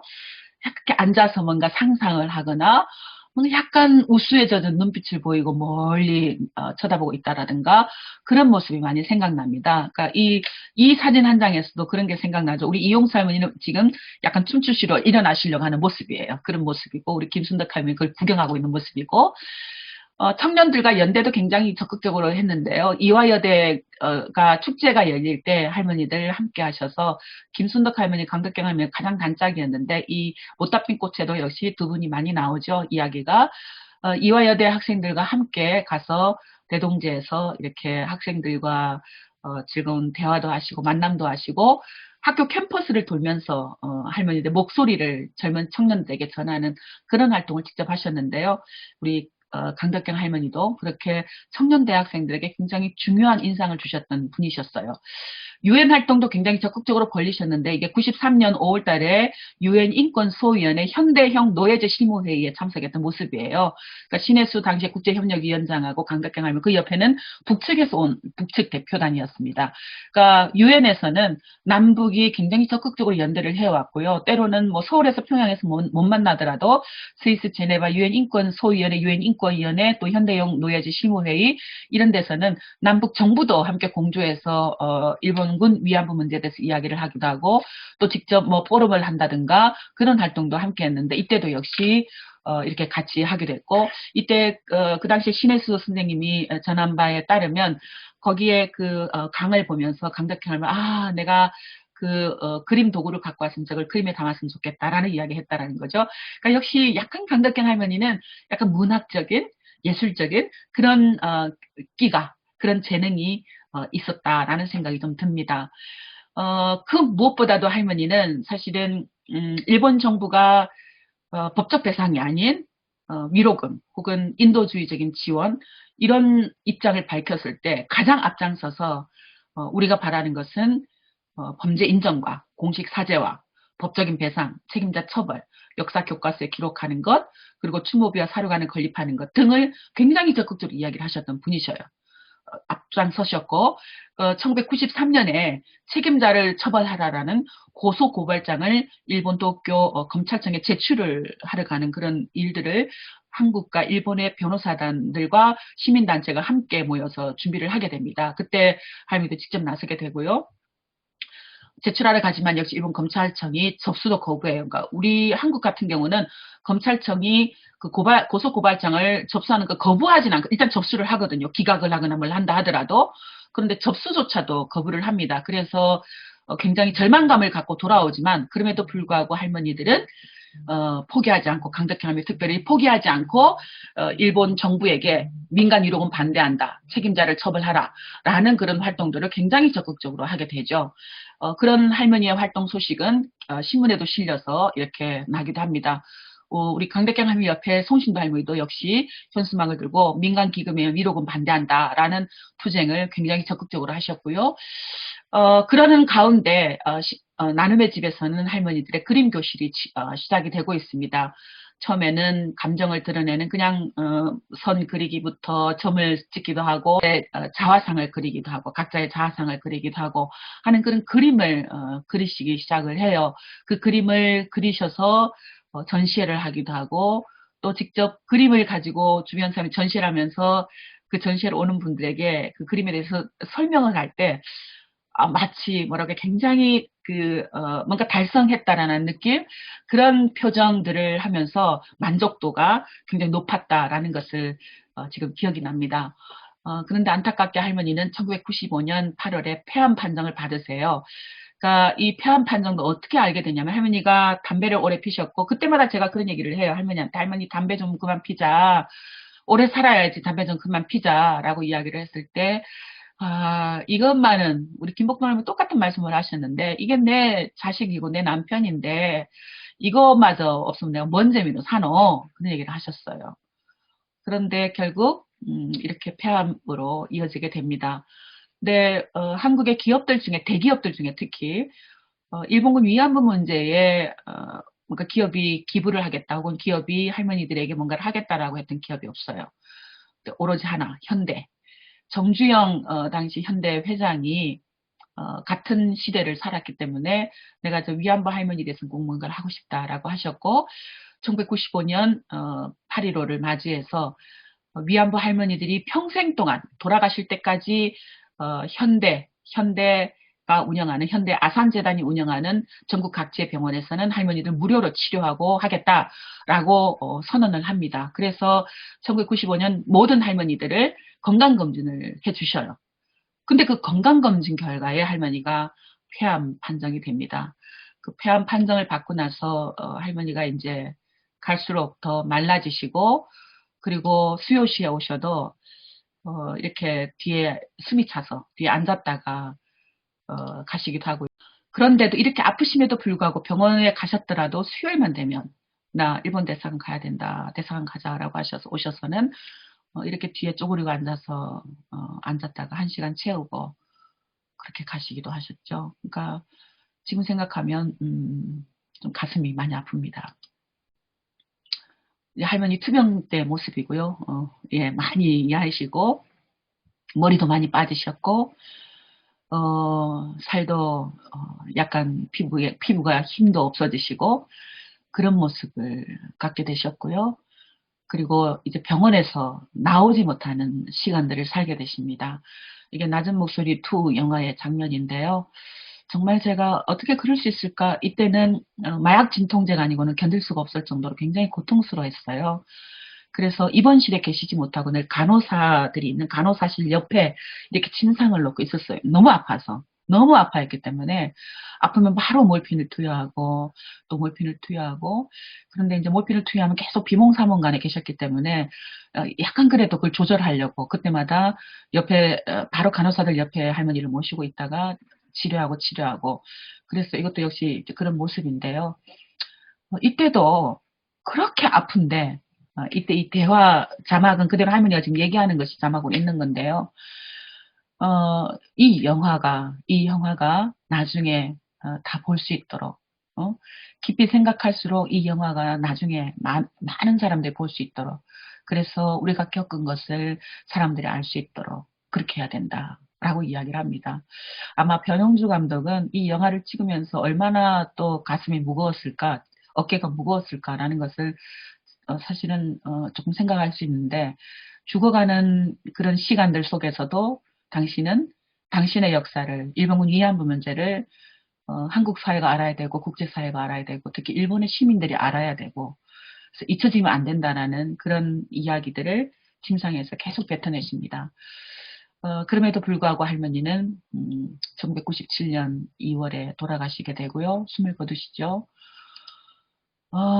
전쟁과 여성 인권 박물관 추모관에 있는 할머니의 폐입니다. 위폐이고요. 그곳에 청소년들이 또 관람객들이 와서 할머니 앞에 헌화를 하죠. 여전히 할머니는 돌아가셨지만 우리에게 남아있는 할머니의 그림이 있습니다. 할머니는 돌아가셨지만 아마 그런 의미에서 이 그림을 우리에게 주시지 않았을까라는 생각이 드는데요. 그림이 계속 우리에게 말을 하고 있어요. 잊으면 안 된다. 일본 정부가 다시 평화로운 나라가 되려면 반드시 군국주의를 청산하고 전범자를 처벌하고 그렇게 해야 희망이 만들어진다. 그건 누가 하느냐? 우리가 하겠다. 피해 당사자들이 우리가 하겠다. 라는 이런 책임자를 처벌하는 이 그림이 주는 의미들 빼앗긴 순정에 나타나는 그 벚꽃 나무와 너무나 비슷하죠. 기둥에 일본의 천황일 수도 있고 일본의 군국주의일 수도 있는 하나가 된 일체가 된 그런 나무. 그러나 그 나무 위에 그래도 할머니는 포기하지 않았던 거죠. 새 둥지가 있습니다. 평화를 상징하는 비둘기의 둥지가 있어서 언젠가 저 둥지에서 평화가 날개를 펴서 날 수 있는 그래서 일본에도 평화가 오고 그 평화는 일본군 위안부 피해자들에게는 고향으로 돌아갈 수 있고 사죄를 받을 수 있고 인권이 회복받을 수 있는 그런 시간들 그 시간들을 꿈꾸면서 할머니는 책임자를 처벌하라라는 그림을 그렸다라는 것 이건 단지 보복이나 보복도 어떤 원수를 갚는다라는 그런 감정적인 것이 아니라 정말로 미래의 희망을 내다보는 미래 세대들에게는 이런 다 이파리 하나 없는 나무가 아닌 꽃도 다 떨어져 버린 나무가 아닌 다시 저 나무에서 싹이 터서 벚꽃도 피고 또 다른 꽃도 피고 또 다른 열매도 맺기를 바라는 그리고 새가 사실은 아무것도 없는 둥지에는 나무에는 새가 날아들질 않죠. 다시 새가 날아들 수 있는 비둘기가 날아들 수 있는 그런 나무가 되기를 꿈꾸는 그런 마음을 이 책임자를 처벌하라라는 그림 속에 담았다라는 것. 그리고 마찬가지 할머니의 결코 잊을 수 없는 마음이 드러난 새가 일본 군인들을 쪼고 있죠. 내가 일본 군인들을 용서했다고 얘기하지만 일본 시민들을 향해서 굉장히 함께 손을 잡고 열심히 활동을 하고 있지만 과거를 그림 속에 담아서 승화해내는 것 같이 보이지만 여전히 나는 내 속에 있는 분노는 이렇게 있다라는 것을 약간 이 그림을 보면 좀 귀여운 것 같아요. 그런 귀여움으로 늙지 않게 역시 보복이나 어떤 분노의 감정을 담는 게 아니라 사람들 보고 원망이나 그런 복수의 감정을 담는 게 아니라 내 속에 있는 이런 감정을 좀 알아줬으면 좋겠어 라는 것을 이 그림에 담지 않았는가라는 생각을 하게 됩니다. 사실은 이제 그 몫은 미래 세대들에게 있는 거죠. 아마 할머니는 알았을 것 같아요. 내가 죽어도 미래 세대들이 나를 잊지 않을 것이라는 것, 우리 역사를 잊지 않을 것이라는 것, 세계가 우리 역사를 알게 될 것이라는 것을 알게 되었던 것 같아요. 그래서 그 나비의 날개짓에 할머니의 목소리를 담고 할머니의 삶을 담고 지금 세계를 향해서 날개해야 될 책임이 이제 남은 우리들에게, 일본의 시민들에게 또 한국의 시민들에게 세계에서 일본군 위안부 역사를 대면하는 여성들에게, 시민들에게, 그리고 세계 무력 분쟁 지역의 성폭력 피해를 직면하고 있는 오늘날 우리들에게 강덕경 할머니의 메시지가 주는 그런 의미가 여전히 살아있다라고 생각을 합니다. 제가 강덕경 할머니의 강연의 원고를 준비하면서 맨 마지막에 남는 것이 결국 이거였어요. 강덕경의 깃발과 김복동의 깃발. 할머니들은 누군가의 깃발에 따라가는 사람이 아니었다라는 것. 윤미향이 깃발이 아니었다라는 것. 윤미향이 오히려 강덕경의 깃발 뒤에 서 있는 사람이었습니다. 김복동의 깃발 뒤에 서 있는 사람이었어요. 그걸 여러분들이 어떻게 이해하실지 모르겠지만 그랬습니다. 할머니들은 깃발이었어요. 할머니들 당사자가 직접 깃발을 들고 서 있었다 그런 의미가 아니에요. 할머니의 삶이 여성 활동가들에게 깃발이 되었고 할머니의 목소리가 깃발이 되었고 주체적으로 그 삶을 살아냈다. 무엇보다도 그 두 분의 깃발은 죽음 앞에서도 죽음도 구보시키지 않는 그 어떤 높은 벽이 있어도 그것으로 주저하지 않았던 분들이다. 죽음 앞에서 강덕경 할머니의 메시지를 읽어보면 이렇습니다. 우리 할머니들의 소원은 우리 죽을 때까지, 한 사람이라도 남을 때까지 너희들하고 싸울 테니까. 그래, 온 세계 사람들이 우리 문제를 좀 알아줬으면 좋겠고 우리 할머니들 그리 쉽게 안 죽고 싶어요. 오래 살 거예요. 독해졌어요. 일본이 우리를 그렇게 만들었어요. 갈수록 더 할 거예요. 더 오래 살 거예요. 죽음 앞에서 우리 김복동 할머니의 메시지, 이런 희망이 여기에도 또다시 돌아올 건가? 희망을 잡고 살자. 나는 희망을 잡고 살아. 내 뒤를 따라. 다 같이 힘 모아 희망을 잃어버리지 말고 희망을 잡고 삽시다. 이 두 분이 이 메시지를 두 분 다 병상에서 내가 이제 곧 죽을 거야 라는 것을 직감 알고 확인한 상태에서 우리들에게 남겨준 메시지입니다. 이 깃발, 이 두 분의 깃발이 의미하는 게 뭘까요? 주저앉지 않는, 포기하지 않는 희망, 그리고 세계를 향해서 할머니들의 역사를, 할머니들의 그 아픈 기억을 우리의 기억으로 만들어서 계속해서 목소리를 내고 또 다른 희망을 만드는 활동으로, 평화로, 인권으로 만들어가야 될 그런 책임이라 그럴까요?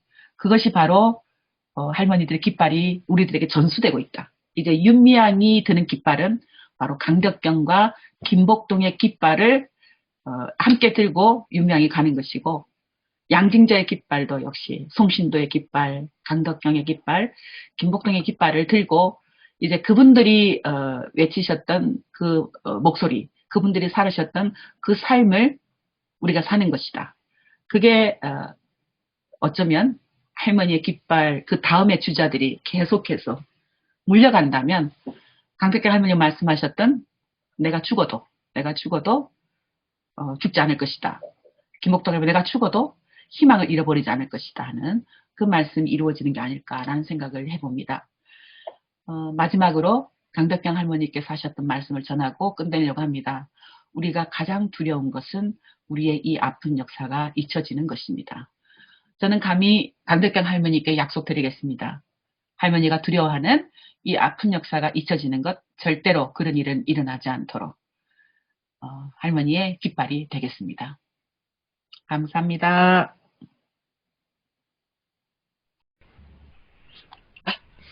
はい。ありがとうございました。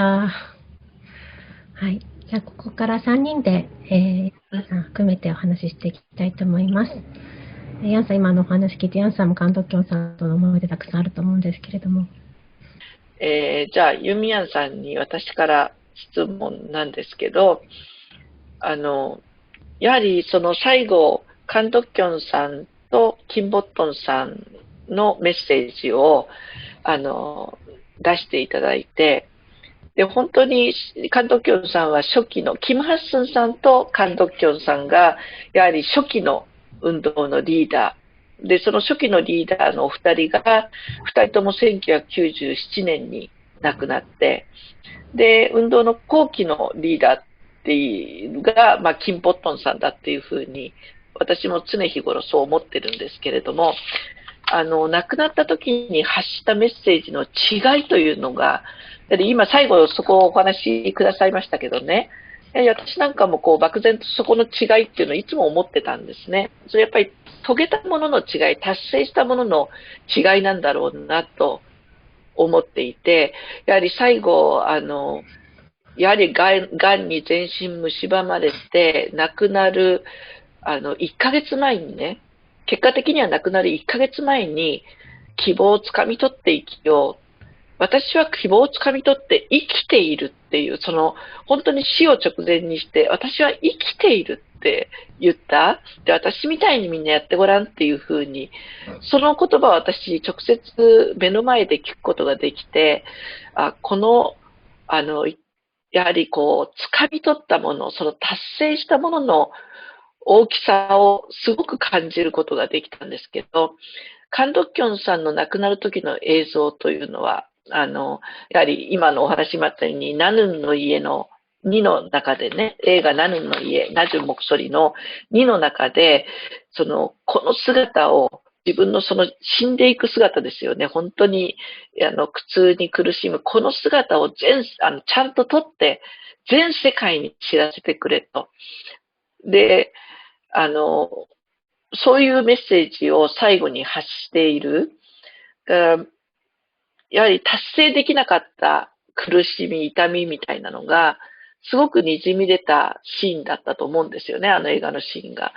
でも、しばらく私はどうしてカンドッキョンさんが、こういう言葉を残したんだろうって、すぐにはちょっと飲み込めないでいたんです、私は実は。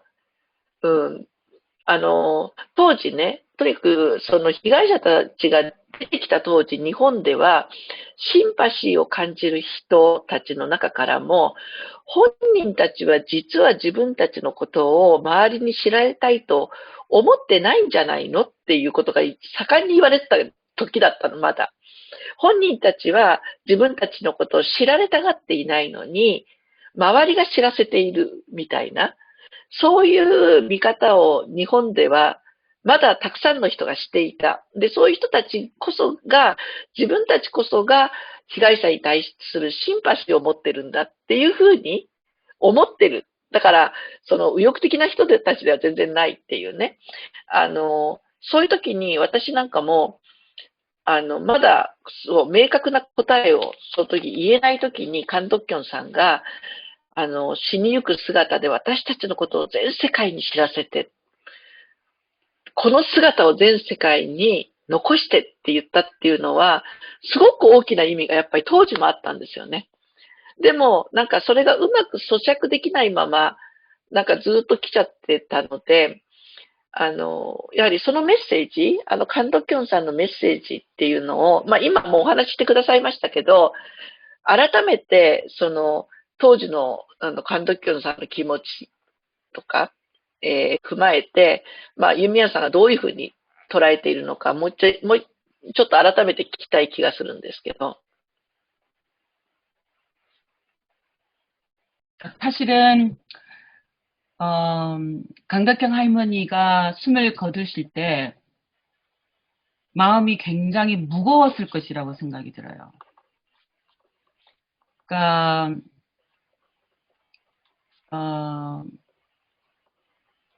할머니가 정말로 처절하게 싸워왔던, 그러니까 인권과 명예 회복의 길이라는 거는 민간 위로금이 아니고 또 법적 배상이고 책임자 처벌이라는 그런 목소리를 내면서 싸워왔잖아요. 그런데 할머니가 눈을 감으실 그때 아시아 여성 국민기금이 한참 활동을 하고 있을 때였고, 연신 할머니들 사이에서 어떤 분은 국민기금을 받는다라고 해서 분열되기도 하고, 그리고 국민기금으로 인해서 피해자들과 피해자들이 분열되고, 또 그 국민기금을 받기를 원하시는 분들이 정대협을 공격하고 데모를 하고 이런 일들이 계속되고 있었거든요. 그러니까 그것을 병상에 계시면서도 계속 알고 계셨어요. 그래서 사실은 그 병상에 계실 때 그 모습이 그렇게 편하지 않으셨다. 그래서 조금만 정신이 들면 내가 대사관 앞에 가야 돼. 내가 대사관 앞에 가야 돼. 라고 하셨던 게 아닐까 그런 생각이 좀 들거든요. 그리고 다른 한편으로는 그 죽음 앞에서 내가 그러니까 그 죽음조차도 세상 사람들에게 다 공개를 더 많은 사람들 알게 해달라라는 이야기는 역시 그런 맥락이 아닐까 싶어요. 우리가 단지 이 땅에 와서 이 땅에 와서 이렇게 살았던 것 이것은 그렇게 일본 정부가 이야기하는 것처럼 그런 돈을 바라고 또 다른 한편으로는 너희들이 불쌍히 여기는 것처럼 그렇게 하고 이러는 것이 아니다라는 것 할머니가 하셨던 말씀이 한국 사람들 향해서 그랬었거든요. 아직도 정신대를 수치스럽다고 여기는 한국 사람들 다시 생각해야 돼요. 라는 이야기를 했어요. 그러니까 여전히 90년대에는 한국 사회는 위안부 피해자들을 향해서 부끄러운 여자라고 인식하고 있었고 수많은 그 언론 매체들도 여전히 위안부 피해자들을 향해서 특히 성폭력 피해자를 향해서 편견을 갖고 있었던 그런 시대였기 때문에 할머니는 더 큰 사명을 갖고 있었던 게 아닌가. 사실은 죽고 싶지 않았었던 것 같아요. 정말로. 내가 지금 죽으면 안 돼. 죽으면 안 돼라는 그 말씀이 그렇게 드러났다고 생각을 합니다. 내가 지금 폐암 말기를 판정을 받고 지금 곧 죽을 수밖에 없지만 나는 죽을 수 없어. 죽으면 안 돼라는 절규가 그 속에 담겨 있는 게 아닐까. 그래서 마지막에 그 모습이 저는 너무나 아플 수밖에 없고 그 마지막의 모습 때문에 사실은 제가 할머니한테 약속을 하게 되죠. 할머니가 죽어도 할머니 목까지 제가 살아남을게요. 제가 살아낼게요. 그러니까 좀 마음 편히 너무나 무거워서 눈을 못 감으시는 모습을 봤기 때문에 병상에서 오늘 가십니다라고 가면 또 살아나셔요. 오늘 가십니다라고 해서 병감독이랑 막 카메라가 또 가면 또 살아나셔요. 그걸 계속 반복했어요. 그걸 계속 반복하면서 이 할머니가 정말로 죽는 것을 당신이 죽는 게 무서워서가 아니라 지금 죽을 때가 아니라는 것 때문에 눈을 못 감으시는구나 라는 것을 느꼈거든요. 그러니까 마지막에 그 말씀은 저는 솔직한 그냥 그대로 그 말씀이었다고 생각해요. 내가 지금은 죽으면 어떡하나. 내가 죽을 수 없어. 난 살아나야 돼. 날 독하게 만들었어. 그 말씀이 그대로 담겨있다고 생각을 해요. 그리고 사실은 강덕경 할머니와 함께 운동을 했던 할머니가 97년도에 돌아가시잖아요. 근데 그때는 정대협 운동도 우리 이슈 중심이었어요. 위안부 이슈 중심. 그러니까 한국 사회에 다른 이슈가 굉장히 많았지만 다른 문제들이 많았지만 우리 문제가 너무나 절박하고 더군다나 우리 조직도 힘들었고 그랬기 때문에 다른 문제에 눈을 돌리거나 다른 문제가 얼마나 아픈가 하는 것을 눈여겨볼 수 있는 그런 기회도 가질 수가 없었고 우리가 너무 아팠기 때문에 우리가 너무 힘들었기 때문에 그래서 우리 문제에 집중할 수밖에 없었고 그러다 보니까 할머니들이 목숨을 그러니까 돌아가실 때 대부분 그랬던 것 같아요. 2000년도 초기까지만 해도 할머니들 임종을 볼 때 비슷한 경험을 했어요. 숨이 안 끊어지는 거예요. 그러니까 할머니 임종하실 것 같습니다. 와주세요. 그러면 우리가 병원을 막 달려가요. 그래서 딱 도착을 하면 이게 목숨줄이 끊어지지 않는다라고 하는 것 그게 얼마나 고통스러운가라는 것을 할머니를 보면서 느끼는 거예요. 내가 이대로 죽을 수 없어. 김상희 할머니도 그랬고 내가 이대로 죽을 수 없어. 내가 이대로 죽으면 어떡해? 일본 정부 여전히 저런데 하는 그런 것이 90년대, 2000년대 초까지는 굉장히 강했고 김복동 할머니 같은 경우는 위에 운동도 달라졌고 그리고 그때는 지원도, 경제적인 지원도, 정부의 지원금도, 운동단체 지원도 풍부해졌고, 생존자 복지도, 또 사회적인 지지도, 연대도 풍부해졌고, 또 그러다 보니까, 운동이 이제 더 확장해서, 물론 2015 한일합의라는 그런 굉장히 아픈 것도 있었지만, 또 화해치유재단이 해산되는 그런 모습도 다 보고 가고, 사실은, 내가 이렇게 싸워서, 이렇게 길게 싸워서, 결국은 다 이루었어. 하는 그런 자신감, 희망, 그걸 할머니는 삶에서 다 확인하고 가셨다고 생각해요. 우리 강덕경 할머니는 그걸 못하고 간 거죠. 사실은.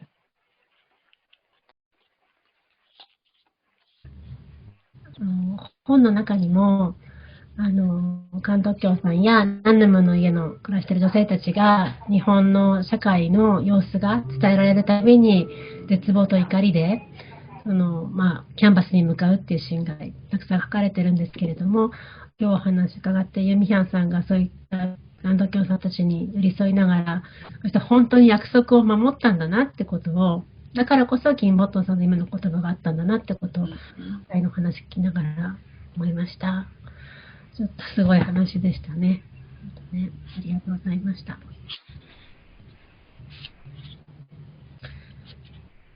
그런 것 같아요. 예, 강덕경 할머니의 그런 죽음으로 이루지 못했던 것이 김복동 할머니에게서 또 한 단계 이루어지고, 이제 또 남은 거는 희망 시약 기금이 했으면 좋겠습니다.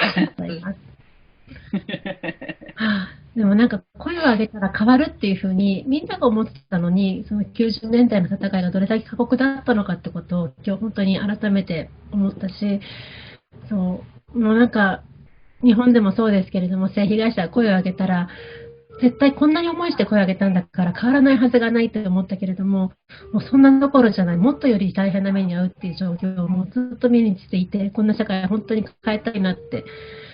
だからユミハンさんが私、ユミハンさんが率いてくださった慰安婦運動を見て、やっぱり日本の性被害者の人たちとすごくつながることもできたし、すごく運動の導いてくれた人の陰に関東教さんがいるんだなってことも今日強く意識できました。本当にありがとうございました。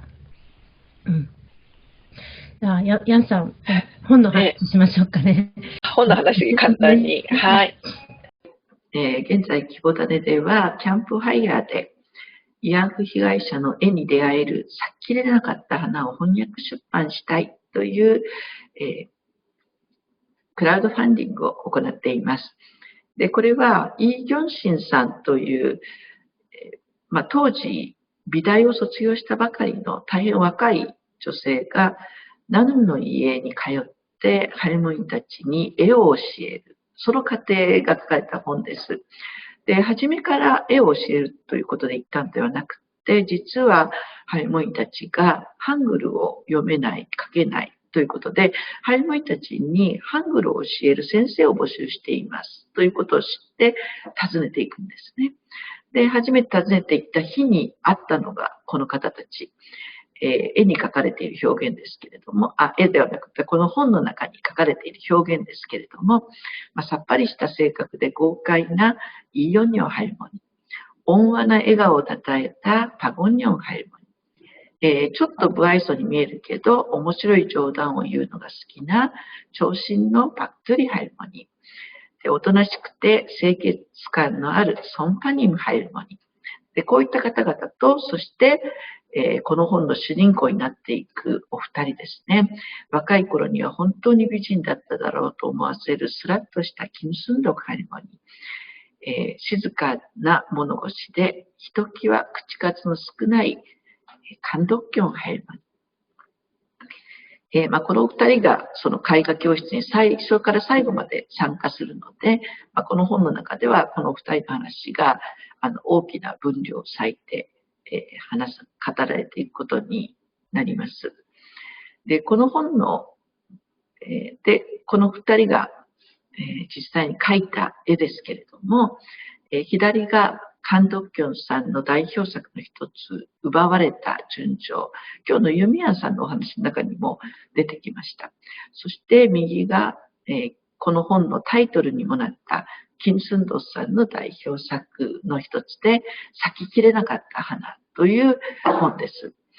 で、この、本の魅力の一つは、イ・ギョンシンさん、この本を書いたイ・ギョンシンさんが、これらの絵が描かれる過程を、最初の点一つ、最初の線一本が描かれる段階から、完成までの過程を、ずっとつぶさに横で見ていて、そして、最初の出来上がった完成作品の最初の鑑賞者として、それぞれの絵について評価をしているんですよね。その背景をすべて知っている、過程をすべて知っている画家によるそれぞれの絵に対する、解釈というのが、大変興味深い、大変面白いですね。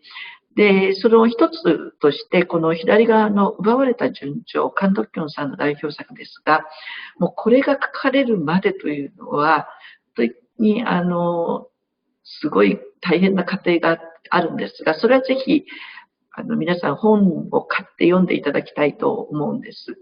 で、この絵が完成した時点で、この絵についてイ・ギョンシンさんが書かれていることを、ほんの一部ですけれども、ご紹介したいと思います。はじめは絵そのものに対する説明というか解釈ですね。絵は清廉としている。ちょっと見にはピンクの花が咲き誇る華やかな桜の絵のようにも見える。しかし、ほんの少しでも凝視すると、すべてがおかしいことに気づく。絵の中の少女は丘に横たわって泣いている。軍人の前で裸にされて、顔を手で覆って泣いているということは、この少女に何か、耐え難い何かが起きたことを意味している。少女はもう天真爛漫だった幼い頃に戻ることができないことに気づいている。少女は何か大切なものを失ったような感覚。羞恥心と恐怖に声を上げて泣いている。木には不吉で怪しい軍人が隠れている。彼は少女の涙と直接的に関係している人物だ。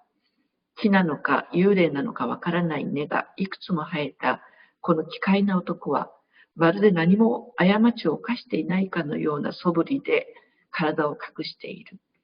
そこは彼にとってすべての罪を許してくれる隠れ家であり、陰鬱な根拠地のようだ。彼はそこに根を下ろして、泣いている少女に再び陰微な手を差し伸べる。丘の上で一人泣く少女の泣き声が哀切に響き渡る。その泣き声は地の底まで届き、無の死を遂げた少女たちを目覚めさせる。誰にも知られなかったはずの隠密な暴力の丘で、黒い瞳たちが一斉に目覚めるのだ。彼女たちは木の軍人を見て嘲笑い、揶揄を送る。無念のうちに死んだ少女たちの魂が木を登り、枝を揺さぶる。花びらがパラパラと落ちる。これは最初に絵を見たときにその絵を描写しているところですが、この絵が描かれたその背景やこの絵の意味についてこの後ずっと書いた上で、最後に、この絵の意味するものについてまたイ・ギョンシンさんがこのように書いています。しかし絵は少女特権の経験ほどには残忍に見えない。羞恥心から絶望の涙を流す少女がおり、少女を残酷に蹂躙した暴力と狂気があり、すでに無残に命を奪われた骸骨たちがゴロゴロしているにもかかわらず、絵は優雅だ。悲劇をたたえた優雅さが流れる。カンハイモイの絵の芸術性は、自身が経験した悲劇を超現実的に美しく表現する逆説、その地点にあるのだ。それまでに磨いた写実的な再現の上に、自身だけの悲しい語りが加わって、より光を放ち始めたのである。今回の第一作は、カンハルモイの人生の新しい可能性であり、希望にもなった。カンハルモニが心の奥深くにある井戸から自身の苦痛を組み上げて絵で表現したということは、それまで見失っていた自我を取り戻して新しい人生を生き始めたことを意味していた。絵が奪われた純情はその第一歩となった。このような、解釈が、一つ一つの絵について書かれている本です。そして、それ以上の魅力と言ってもいいでしょうか。やっぱりこの本の中には人が描かれているっていうことなんですね。日本軍慰安婦被害者ではなく、人なんですね。人間監督権、人間金寸度というのが、この中に描かれている。彼女たちが60年、70年抱えてきた、心の傷、そしてその傷との葛藤、この絵を描くということに関しても、すぐに、心を開くのではなくて、絵を描き始めること自体にも葛藤があって、そして、その絵というものを使って自分自身の心の傷を吐き出すということにも大変な葛藤があるんですよね。で、その、人間金寸度、人間監督権の心の葛藤を一緒にたどりながら、その絵を通して、自分の心の中をこう開き始めたときに、彼女たちが感じたであろう喜びが、とても伝わってきて、共に喜べるような、そういう本です。それから、人が見えるっていう意味では、私は本というのは、書いた人が見えてくるものだというふうに思っています。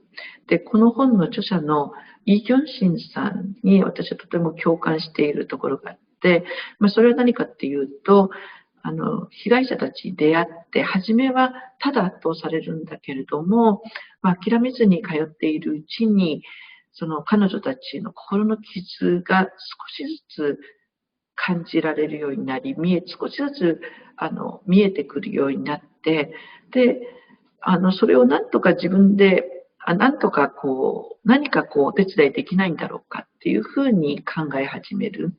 もうまさに、被害者たちの傷から、そして被害者たちの存在から目を背けることができなくなってしまう。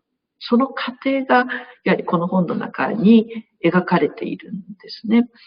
で、やはり日本軍慰安婦問題に関わった人たちっていうのは、被害者たちの心の傷をもう少しでも見てしまって、感じてしまったがゆえに、そこから目を背けることができなくなってしまった人たちだと私は思います。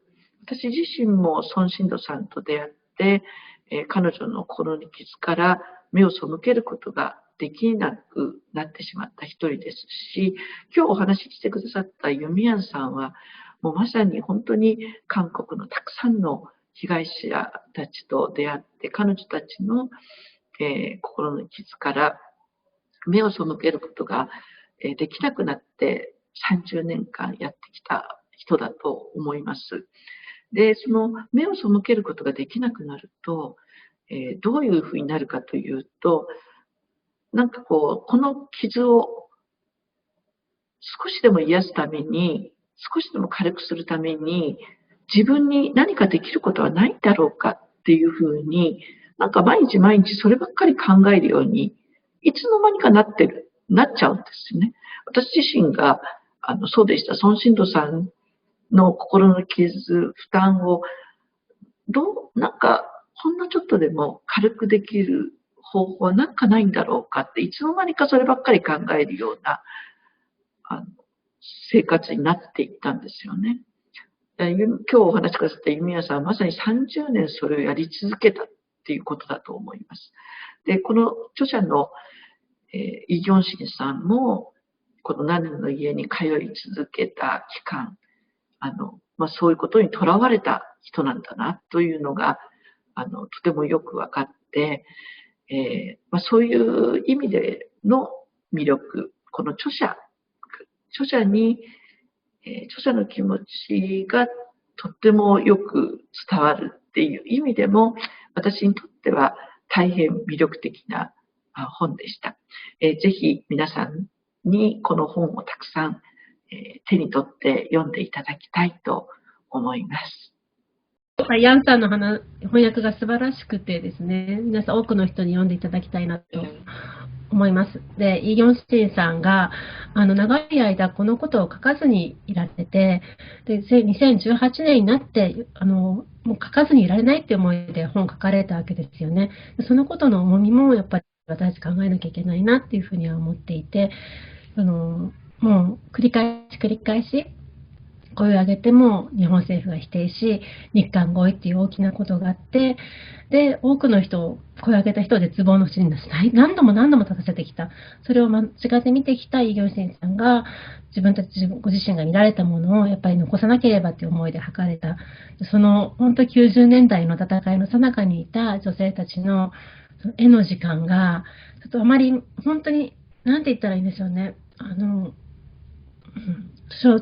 絵でトラウマを治すとかトラウマ治療とかそういったことも性被害者に対してどういうふうに向き合うかってことももちろん正解はないけれども、そんなこと皆さんが探りながらやっていた中で、イ・ギョンシンさんと女性たちが絵を通して過去に向き合っていくっていうすごい様が伝わる本ですので、ぜひ皆さん一緒にこの本を日本語にする手伝いをしていただければと思います。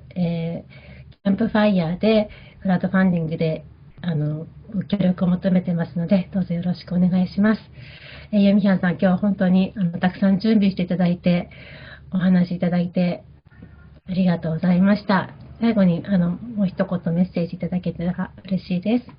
네, 못다 핀 꽃이 일본의 그 희망을 일궈가기 위해서 또 조금씩 마음을 열고 있는 여러분들에 의해서 활짝 꽃봉오리 좀 맺어지고, 그리고 그 꽃에 또 다른 나비들이 찾아와서 또 다른 곳에 희망을 퍼뜨리고, 그럴 수 있는 기적이 일본 사회 내에서 일어나면 좋을 것 같아요. 아마도 그때가 강덕경 할머니의 꽃도, 김순덕 할머니의 꽃도, 또 우리 김복동, 이용수, 이용녀, 길원옥, 손파님, 황금주, 우리 송신도 할머니, 배봉기 할머니, 박영심 할머니, 수많은 피해자들, 필리핀의, 네덜란드의, 인도네시아의, 타이완의 그런 정말로 청춘을 피해를, 성폭력 피해로, 일본군 위안부 피해를 겪고 자기 삶을 또 다른 세계를 향해서 날개짓을 하셨던 수많은 분들의 그 꿈까지, 그 꽃까지 함께 펼치는 것이라고 생각이 듭니다. 그래서 저도 여전히 포기하지 않고 주저앉지 않고 너무나 거센 파도와 바람이 지금 몰아와서 약간 심장에 기스가 가긴 했지만, 그럼에도 불구하고 또 3살이 돋아나서 또 새로운 꿈을 꾸고 있듯이 2021년에 일본 사회의 새로운 도전 많이 이루어내시기를 바라겠습니다. 오늘 이렇게 준비해 주셔서 희망시학 기금 감사합니다. ユミヒャンさん、ありがとうございます。私たちに大きな希望の種をまいてくださったのはユミヒャンさんたちの運動です。遠くで今こういう状況でなかなかコロナで行けないけれども、いつも連帯している気持ちでおりますので、これからもよろしくお願いします。今日はありがとうございました。ありがとうございました。こんばんは。